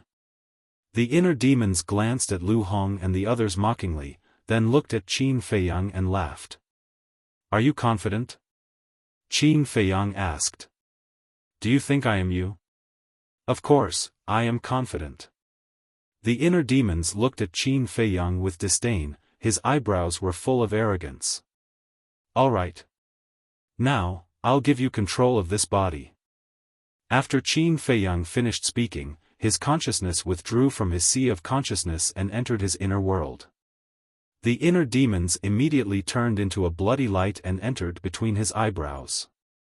I am out again. Immediately. The inner demons, Qin Feiyang raised his head and laughed loudly. His blood hair fluttered, and his eyes were filled with blood light, as if a demon king had returned. Show off. Wolf King snorted coldly and said indifferently, Let me remind you out of kindness, your sea of energy is now broken. Do I need you to remind me? You'd better hurry up and cultivate. The inner demons looked at Wolf King with disdain, then swept his gaze at Lu Hong and the others, and said, And you guys, my opponents are getting stronger and stronger. With your cultivation, you can no longer help. Everyone fell silent. Sometimes, I really don't understand what is going on in my heart. To actually cultivate a group of trash like you, wasting so many resources for nothing. The inner demons said again, his words full of contempt. That's enough. Dan Wangkai stared at him angrily. Are you not convinced? The inner demons turned to look at Dan Wangkai, his eyes full of provocation. Dan Wangkai snorted coldly, If you don't have the kill formula, you won't be that strong. The key is that I have the kill formula. The inner demons laughed arrogantly. Hearing this, Dan Wangkai lowered his head, feeling weak both physically and mentally. Comparing oneself to others was really infuriating. In terms of cultivation, the inner demons was not as good as him at all. However, because of the kill formula, everything had changed. He couldn't figure out who created such a heaven-defying divine art. Time passed bit by bit. Outside. After not finding Qin Feiyang for a long time, the leader of the Heavenly Spiral tribe became more and more flustered. He looked at the leader of the Divine Python tribe and asked, What should we do now? The leader of the Divine Python tribe roared, If I knew what to do, I wouldn't be here worrying. Right. Suddenly. The leader of the Heavenly Spiral tribe's gaze trembled. What? The leader of the Divine Python tribe looked at him in surprise. The leader of the Heavenly Spiral tribe said, I heard from my daughter that Ancestor Mu has mastered a kind of invisibility technique. The leader of the Divine Python tribe was stunned. The chief of the divine python tribe immediately released his perception and carefully sensed the surrounding void. He didn't dare to be distracted with that. That's impossible. I clearly sensed a slight fluctuation in the void just now. At the same time, the inner demons stood in the void not far away, holding Chang Shui in his hand and staring coldly at the divine python tribe leader. After a while, he turned and left. Originally, he wanted to cripple the divine python tribe leader so that he wouldn't have to use the kill formula again. After all, it would take a long time to use the kill formula. But the divine python tribe leader's cultivation was too strong, and his perception was better than the heavenly spiral tribe leader's. It was difficult to sneak up on him. Therefore, he decisively left before the divine python tribe leader released his emperor's aura. Because once the divine python tribe leader released his emperor's aura, the invisibility spell would be forcibly broken. By then, his whereabouts would be exposed. With the divine python tribe leader's strength and means, he wouldn't have the time or opportunity to use the kill formula. But the divine python tribe leader didn't know that the inner demons had left. He was still looking around vigilantly. Roar, about 100 breaths later. Suddenly, a series of ferocious roars resounded in the distant mountains. Then, there was a wave of battle. But very quickly, the battle fluctuations and beast roars subsided, and the deep mountains regained their tranquility. What's going on? The divine python tribe leader raised his head and looked over, his eyes full of surprise. Roar! Suddenly, there were battle waves and ferocious beast roars coming from the mountains. And just like before, it soon calmed down. The divine python tribe leader was even more surprised. He took out a spirit sea pill and stuffed it into the heavenly spiral tribe leader's mouth. Then, he grabbed the heavenly spiral tribe leader and rushed over. Soon, he arrived above a lake. The lake was torn apart, and the nearby forest was also in ruins. What the hell happened? The two of them scanned the lake, their faces full of horror. They saw hundreds of ferocious beast corpses floating on the water. These ferocious beasts had just died not long ago, and there was still a trace of aura left. Judging from the aura, they were all sacred beasts. But without exception, their blood had been sucked dry. They were like dried corpses. It was a ghastly sight. Could it be Ancestor Mu? The heavenly spiral tribe leader swallowed his saliva. In this area, other than us, there's only him. Who else could it be? But what does he want to do? The divine python tribe leader's eyes were hazy, as if something terrible was about to happen. Roar! At this moment, in the depths of the mountain range, there were roars again. The divine python tribe leader led the heavenly spiral tribe leader and rushed over at lightning speed. When they rushed over, they saw the same scene as the one they saw at the lake. The mountains and rivers were shattered, and the earth had sunk. Dried corpses were lying on the ground in disarray. It was like Azura hell. The heavenly spiral tribe leader roared, "He won't do such meaningless things. He must be planning something. Find him quickly." How can we find him when we can't even see his shadow? The divine python tribe leader said angrily. The heavenly spiral tribe leader frowned and suddenly said, "Try using your emperor's aura." Although he can be invisible, the emperor's aura is omnipresent. It should be able to imprison him. That's right. The divine python tribe leader's eyes lit up. The emperor's aura suddenly poured out like a torrent and surged in all directions. In the distance, above a giant mountain, the inner demons sensed the emperor's aura and turned to look at the divine python tribe leader. It's indeed an 8-star combat emperor. It seems like we shouldn't stay here for long. If he continued to use the kill formula here, he would definitely be found by the divine python tribe leader sooner or later. He pondered for a while. A cold smile flashed across his eyes as he opened the teleportation gate. He ignored the two of them and walked in without looking back. Azure Sea. He once again descended on the mythical island. I'm back again. Standing in the sky above the mythical island, he chuckled and closed the concealment formula. He then openly charged into the internal sea. Time passed quietly. About 2 hours later, a giant wave soared into the sky and rushed into the sky above the mythical island. Immediately after, a blood-red figure stepped on the wave and came over. His entire body was bathed in blood and his murderous aura soared into the sky. He was like a great demon king who had broken through the world. His eyes were filled with bloody light as if they contained a sea of blood. That's right. He was the inner demons. His aura surged violently. He had already stepped into the 4-star combat emperor realm. It's time for me to counterattack. Are you prepared to die? He stood in the sky and scanned the surroundings with his blood-red eyes. He emitted a powerful aura. Then, he opened the portal and descended into the Black Cloud Valley. His murderous aura instantly roared in all directions. Hundreds of miles of land instantly turned into a sea of murderous aura.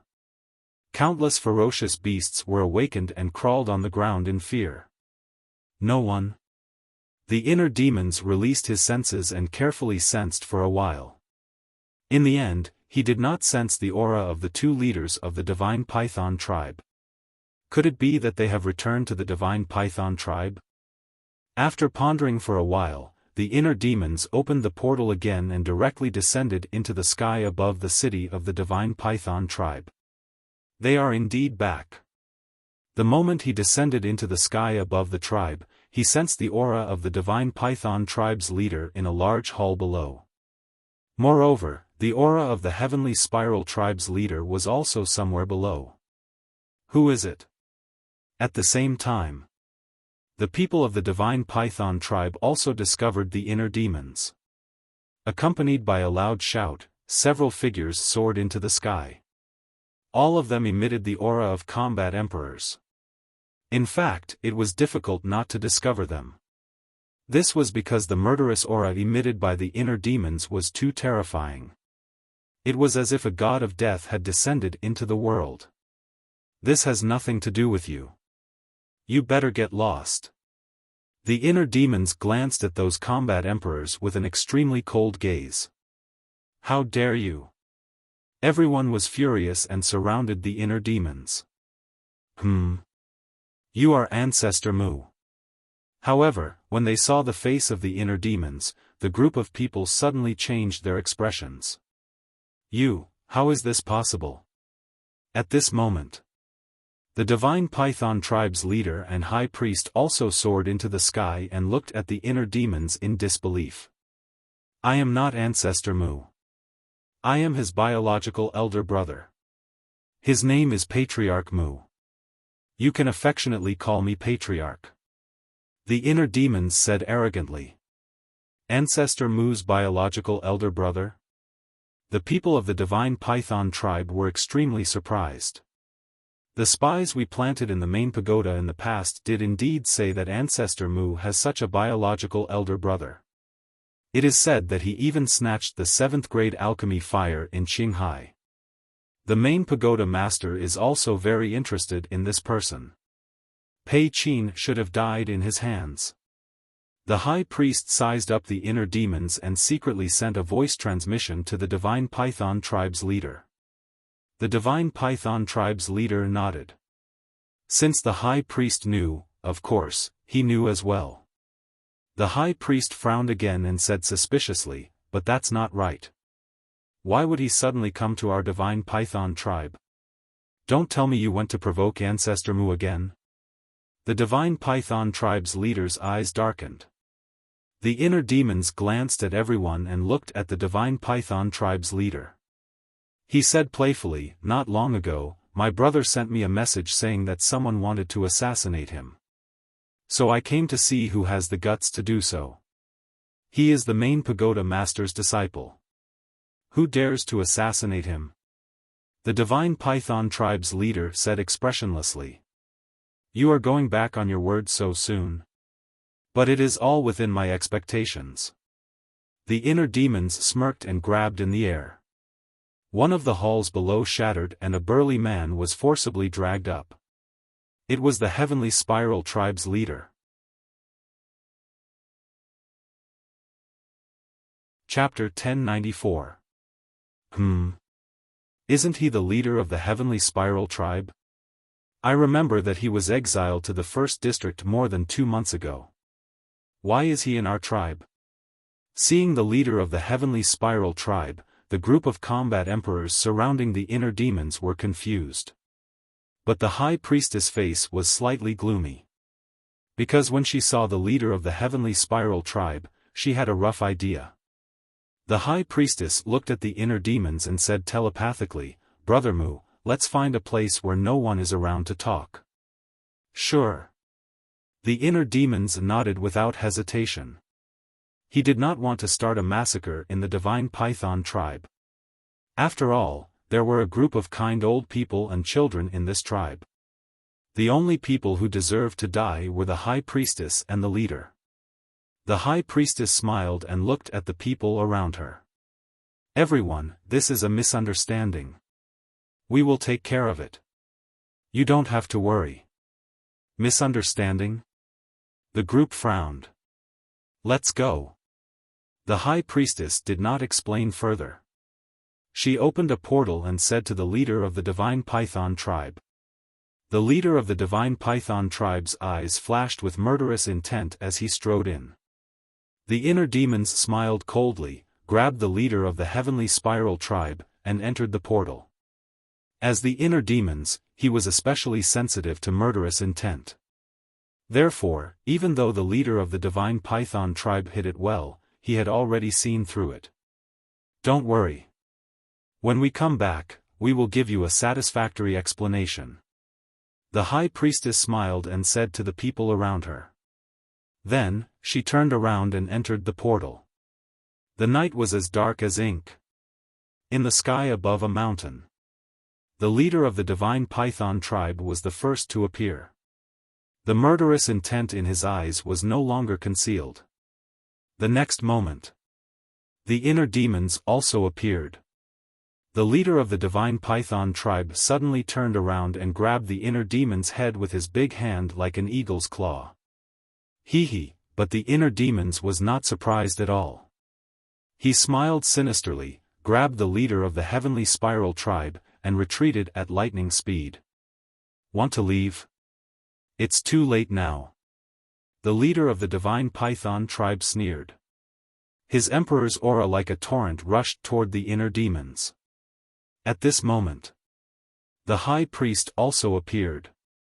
Seeing this, her expression changed slightly. She quickly stood in front of the godly Python tribe's leader and shouted angrily, "When are you going to stop being wrong?" The chief of the Divine Python tribe shouted, "Do you think he will let us go?" Scram! The high priest sighed and said, "Can you stop being so stubborn? Let me talk to him." "There's nothing to talk about." The chief of the Divine Python tribe roared and pushed the high priest away.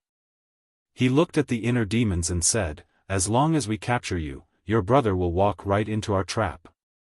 Boom! After saying this, his aura completely erupted. He took a step forward and charged toward the inner demons, Qin Feiyang, with monstrous imperial might. "That good-for-nothing younger brother of mine is not as kind as you described him to be. Even if you were to kill me, I reckon that you would not even frown. However, I'm afraid you don't have the ability to kill me." The inner demons crippled the leader of the Heavenly Spiral tribe with a single palm strike and threw him into the castle. Then, they charged towards the leader of the Divine Python tribe. The leader of the Heavenly Spiral tribe still had some value, so he couldn't kill him. Seeing the leader of the Heavenly Spiral tribe disappear into thin air, a hint of doubt flashed across the high priest's eyes. "A mere 4-star combat emperor dares to challenge me? You're overestimating yourself." The leader of the divine python tribe laughed disdainfully. As he approached, his battle aura surged and he threw a punch at the inner demons. So what if you're an 8-star combat emperor? I don't even need 10 moves to make you kneel and beg for mercy. This is the first move. The inner demons laughed arrogantly and activated the battle character art. A shocking battle intent rushed out of his body and he threw a punch. At this moment, he was like the combination of the god of war and the god of death, shocking the entire void. Boom! The two fists collided and the inner demons was immediately sent flying. The skin on his arm was lacerated, but with the protection of the battle character art, it wasn't fatal. What? When the chief of the divine python tribe saw this, his eyes widened in disbelief. One had to know. He was an 8-star combat emperor and his opponent was only a 4-star combat emperor. There was a difference of 4 small realms between them. It could be said that he had an absolute advantage in terms of cultivation. Moreover, he had used his battle aura and all of his strength in this punch. How was it that he didn't kill this person? Could it be that he was hiding his cultivation? However, he didn't know that the battle character art not only gave Qin Feiyang half an immortal body, but it could also dissipate half of the force. In other words, the inner demons had only endured half of the force from the previous punch. The remaining half had been dissipated by the battle character art. The strength of an 8-star combat emperor is only so. I'm not in the mood to play with you. Quickly show me your true strength. Otherwise, you won't have a chance. The inner demons laughed arrogantly. He stood firmly in the void and a mighty dragon's aura exuded from his body. What? Dragon's aura? The leader of the divine python tribe was shocked once again. How could a human emit dragon's aura? Why is his blood purplish gold? The high priest was surprised. The inner demons ignored him. He quickly formed a seal with his hands and a palm-sized divine dragon seal appeared in the sky. The purplish gold dragon's aura circled around the seal. Divine light shone brightly and illuminated the night sky as if it was daytime. Be careful. The high priest's expression changed. What was that? The aura that it emitted made even her feel an inexplicable fear. It's just a bluff. What's there to be afraid of? The leader of the divine python tribe was disdainful. No matter how heaven-defying his techniques were, he was only a 4-star combat emperor. What could he do? He reached out with his hand, and his battle chi roared in the sky. A giant hand was condensed, and it covered the sky and the moon. It released a world-destroying might. Kill! Following his low roar, the giant hand shook in the void. With a deafening sound of wind and thunder, it pressed down on the divine dragon seal. A bluff? This is the second move. The inner demons grinned. The divine dragon seal expanded in the wind and became a giant divine seal in the blink of an eye. It was like a towering mountain that soared into the sky and collided with the giant hand. Rumble. Accompanied by an earth-shattering boom, the two of them exploded in the sky like fireworks, dazzling the eyes. Pfft! At the same time, the two of them spat out mouthfuls of blood and retreated. Their faces were pale. This is impossible. Both of us used perfect-grade combat arts. How could he tie with me? The leader of the divine python tribe was shocked. His previous disdain was swept away. He did not expect this person to be so powerful. The inner demons looked at him with disdain and said, "When we were in Qinghai, Peiqin, Wukai, Tanjing, and the others joined forces. They could not defeat me, let alone you. They were killed by you." The leader of the divine python tribe's face darkened. Yes. A bunch of idiots who overestimated their abilities. They deserved to die. The inner demon sneered. An even more terrifying aura than before rushed out of his body. It was as if a god was awakening. This aura alone caused the mountains and rivers within a few hundred miles to collapse. The void distorted violently as if the end of the world had arrived. What's this? Why does it make me feel anxious? The leader of the divine python tribe was shocked. Rumble. Crack. Dark clouds surged in the sky, and strong winds blew. Streaks of purplish-gold divine light tore through the clouds and descended.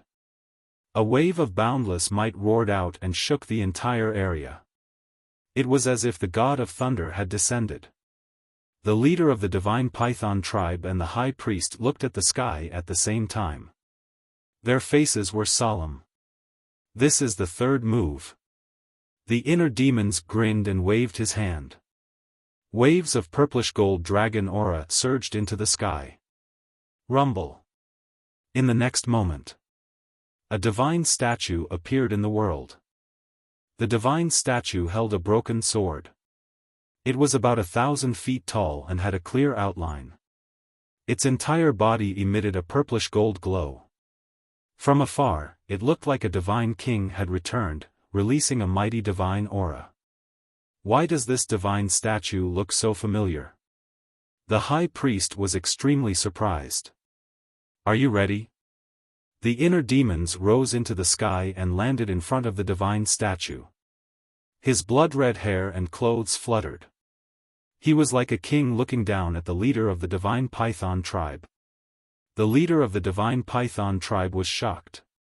In his eyes, the inner demons, Qin Feiyang, was like a god that had returned. He could not help but want to worship him. What am I thinking? I am the leader of the divine python tribe. How can I be afraid of a mere 4-star combat emperor? The leader of the divine python tribe shook his head frantically. Finally, he raised his head and looked at the inner demons. His eyes were emitting a cold light. Come out. Following his angry roar, a black divine python roared out from behind him. The divine python was more than 1,000 feet long. It was like a huge mountain with dense scales and a ferocious aura. This was his battle soul. Little bastard, prepare to die. Innate superpower, light of destruction. The leader of the divine python tribe roared. The black divine python swayed its huge body and turned in the sky. A black light beam shot out from between its eyebrows. It was like a sharp arrow that carried a shocking sharpness.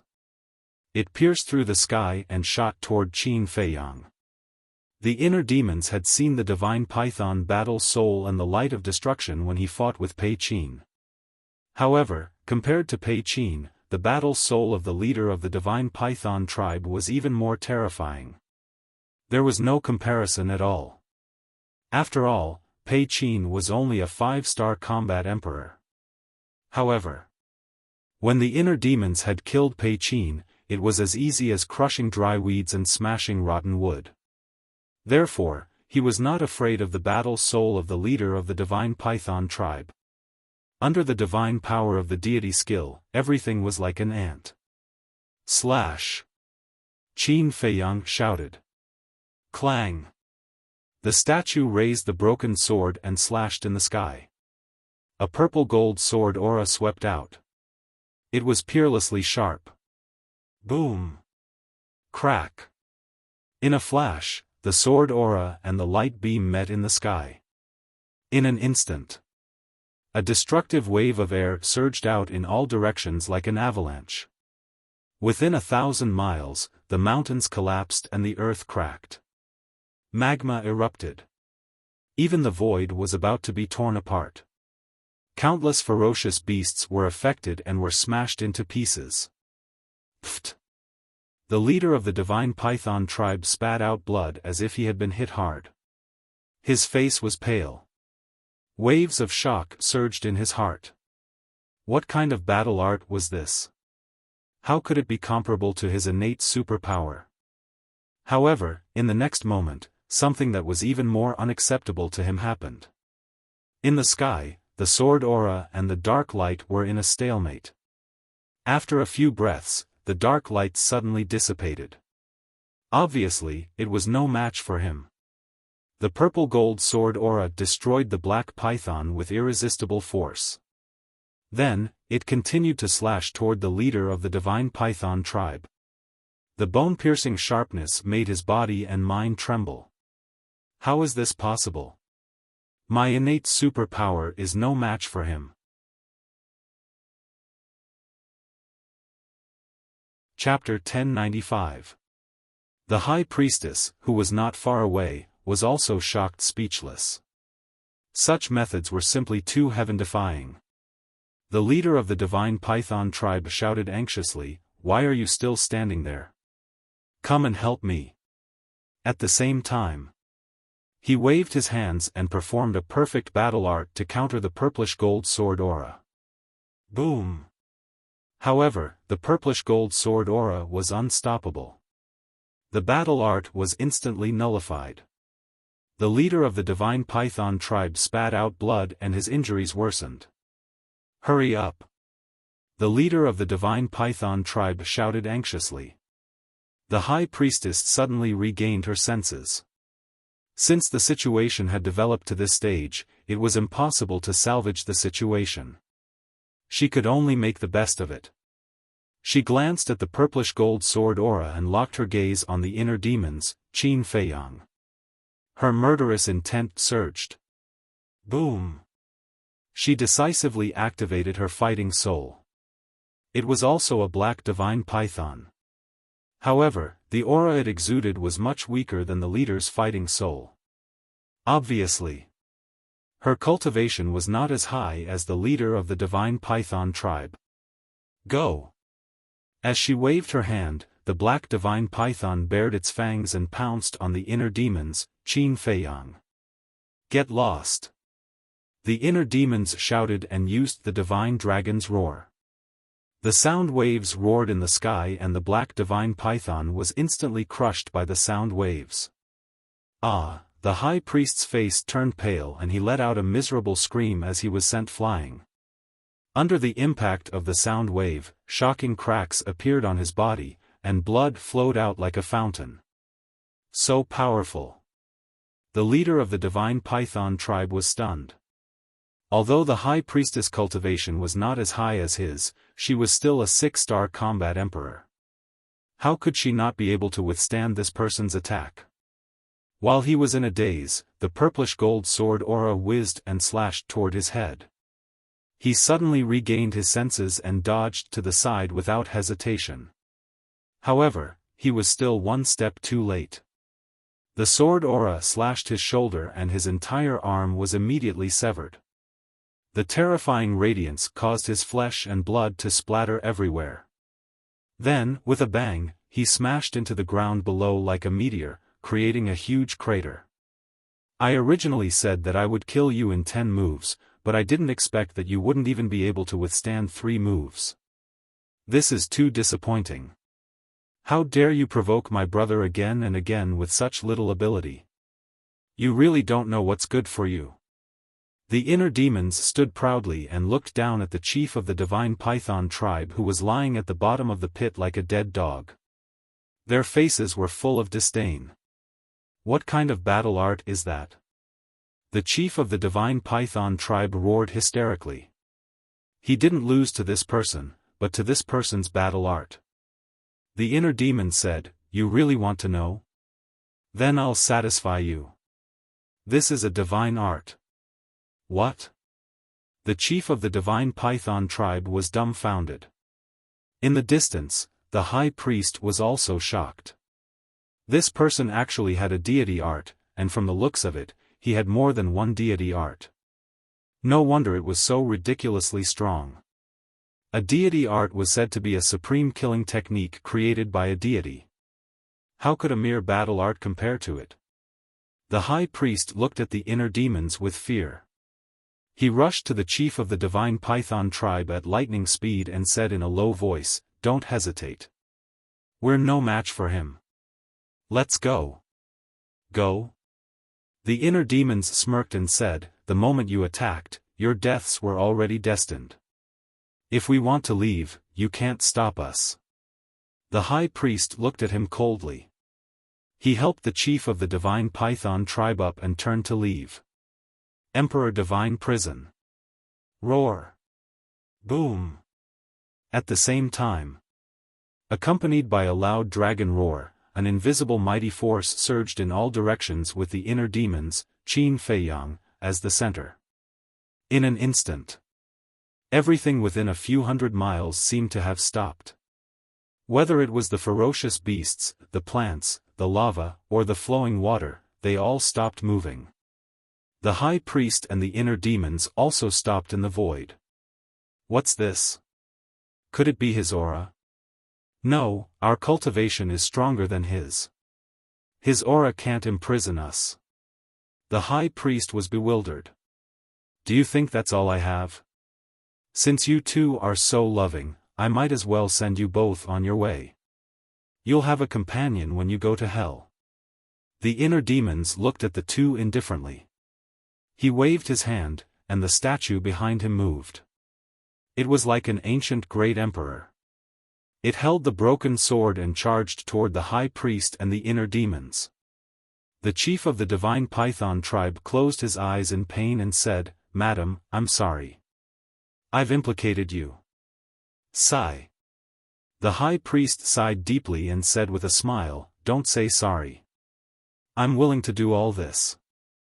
I have no regrets." "Madam," the chief of the divine python tribe was full of self-blame. "Don't say anything. I'll fight for a chance for you. You must try your best to survive. Don't think about avenging me. Find a place where no one knows you and live the rest of your life peacefully." The high priest said with a smile, looking a little sad. "Madam, what are you doing?" The chief of the divine python tribe panicked. The high priest did not answer. A destructive aura rushed out of her body and broke through the restraints of the Emperor Divine Prison. Self-destruct? The inner demons raised an eyebrow and began to retreat decisively. "Madam, don't," the chief of the divine python tribe shouted anxiously. "This is all I can do. Don't let me down. Don't hesitate, go." The high priest sent the chief of the divine python tribe flying with a palm strike. Then, with a loud roar, she charged toward the Emperor Divine statue without hesitation. "Don't," the chief of the divine python tribe screamed in despair and sorrow. "Goodbye." The high priest looked back and smiled. Her slender body crashed into the Emperor Divine statue, and a loud bang exploded between heaven and earth. Instantly, the sky shook. The void trembled. The earth sank. The terrifying destructive power spread thousands of miles away. This scene was like the scene of the end of the world. "Madam," the chief of the divine python tribe was in tears. He looked at the inner demons, Qin Feiyang, who was standing on the other side of the void. Then, he opened the portal and walked in. The inner demons raised an eyebrow. He did not chase after him, because he could not catch up with him now. However, at this moment, a golden beam of light shot out from somewhere below and hit the portal with lightning speed. The portal shattered on the spot. The chief of the divine python tribe, who had just entered the portal, staggered and appeared again. The inner demons was surprised. The chief of the divine python tribe was also surprised. "Who is it?" The inner demons looked down, but there was not even a shadow. After the chief of the divine python tribe came to his senses, he immediately opened another portal. "You still want to leave?" The inner demons smiled coldly. He took out the Chang Shui and used the phantom steps. Before the portal opened, he landed behind the chief of the divine python tribe. Then, he stabbed his saber into the divine python tribe's chief's back and destroyed the chief's sea of chi on the spot. "Son of a bitch, I'll kill you." The chief of the divine python tribe had lost his mind. He turned around and pounced on the inner demons. The inner demons did not care and retreated quickly, because there was no need for him to do anything now. As long as the cultivation of the chief of the divine python tribe was destroyed, he was like a fish on the chopping board, waiting to be slaughtered. In less than 3 breaths, the chief of the divine python tribe's cultivation was destroyed and he fell down powerlessly. But he did not give up yet. He finally calmed down. He quickly took out a spirit sea elixir and a healing elixir from his Qianquan bag and was about to take them. However, at this moment, the inner demons stepped forward and snatched the spirit sea elixir, the healing elixir, and the Qianquan bag from his hands. The chief of the divine python tribe was in despair. The inner demons grabbed the chief of the divine python tribe by his clothes and twisted him in the air. He shook the spirit sea elixir and the healing elixir in his hands and grinned. "Do you want them?" The chief of the divine python tribe nodded. "Then beg me?" The inner demons teased. "I beg you, please be merciful and give them to me." At this point, how could he still have a backbone? The chief of the divine python tribe begged repeatedly. However, under the pleading gaze of the chief of the divine python tribe, the inner demons tightened his fingers and crushed the spirit sea elixir and the healing elixir bit by bit. "No, I beg you," the chief of the divine python tribe screamed in despair. However, in the end, the inner demons clenched his big hands and crushed the spirit sea elixir and the healing elixir into powder. The inner demons scattered the powder in his hands and shook his head regretfully. "I'm sorry. I accidentally crushed it. Do you want me to give you another one?" "Okay, okay, okay." The chief of the divine python tribe nodded repeatedly, his eyes full of desire. The inner demons slapped the back of the chief's head and scolded, "Damn you. Do you really think I'm so kind? You killed Pei Qin and forced my wife to death. What else do you want?" The chief of the divine python tribe roared angrily. "What do you think I want? Although my brother is a good-for-nothing, you can't bully him as you like." The inner demons sneered. The chief of the divine python tribe sneered. "Then you'd better kill me now. Otherwise, I won't let this go." "Kill you now?" "No, no, no. I've thought about it. Killing you now is too easy for you. Wait until tomorrow. Tomorrow, after you've tasted the disdain of the world, I'll send you to reunite with your wife." The inner demons grinned. Then, he lowered his head and glanced at the shattered ground below. Who was the one who attacked in the dark? Suddenly, his eyes flashed slightly. He opened a portal and walked in with the chief of the divine python tribe. Not long after he left, a golden stream of light shot out from a crack in the ground below. It was a person. However, his face could not be seen clearly. He was shrouded in golden light. "Ancestor Mu?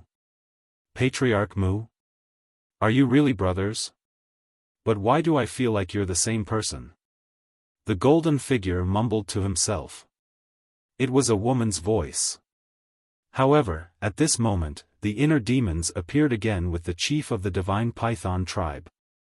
"There's really someone here." When he saw the golden figure, the inner demon's eyes flashed red. He shouted, "Who exactly are you? Last time, my brother was schemed against by the Scorpion tribe in the Rolling Clouds Mountains. Were you the one who saved him? Just now, he had only pretended to leave to lure this person out. The younger brother is difficult to deal with. I didn't expect the older brother to be so difficult as well." The golden figure mumbled to himself. Then, he turned around and left without saying a word. "Don't even think about leaving if you don't explain yourself."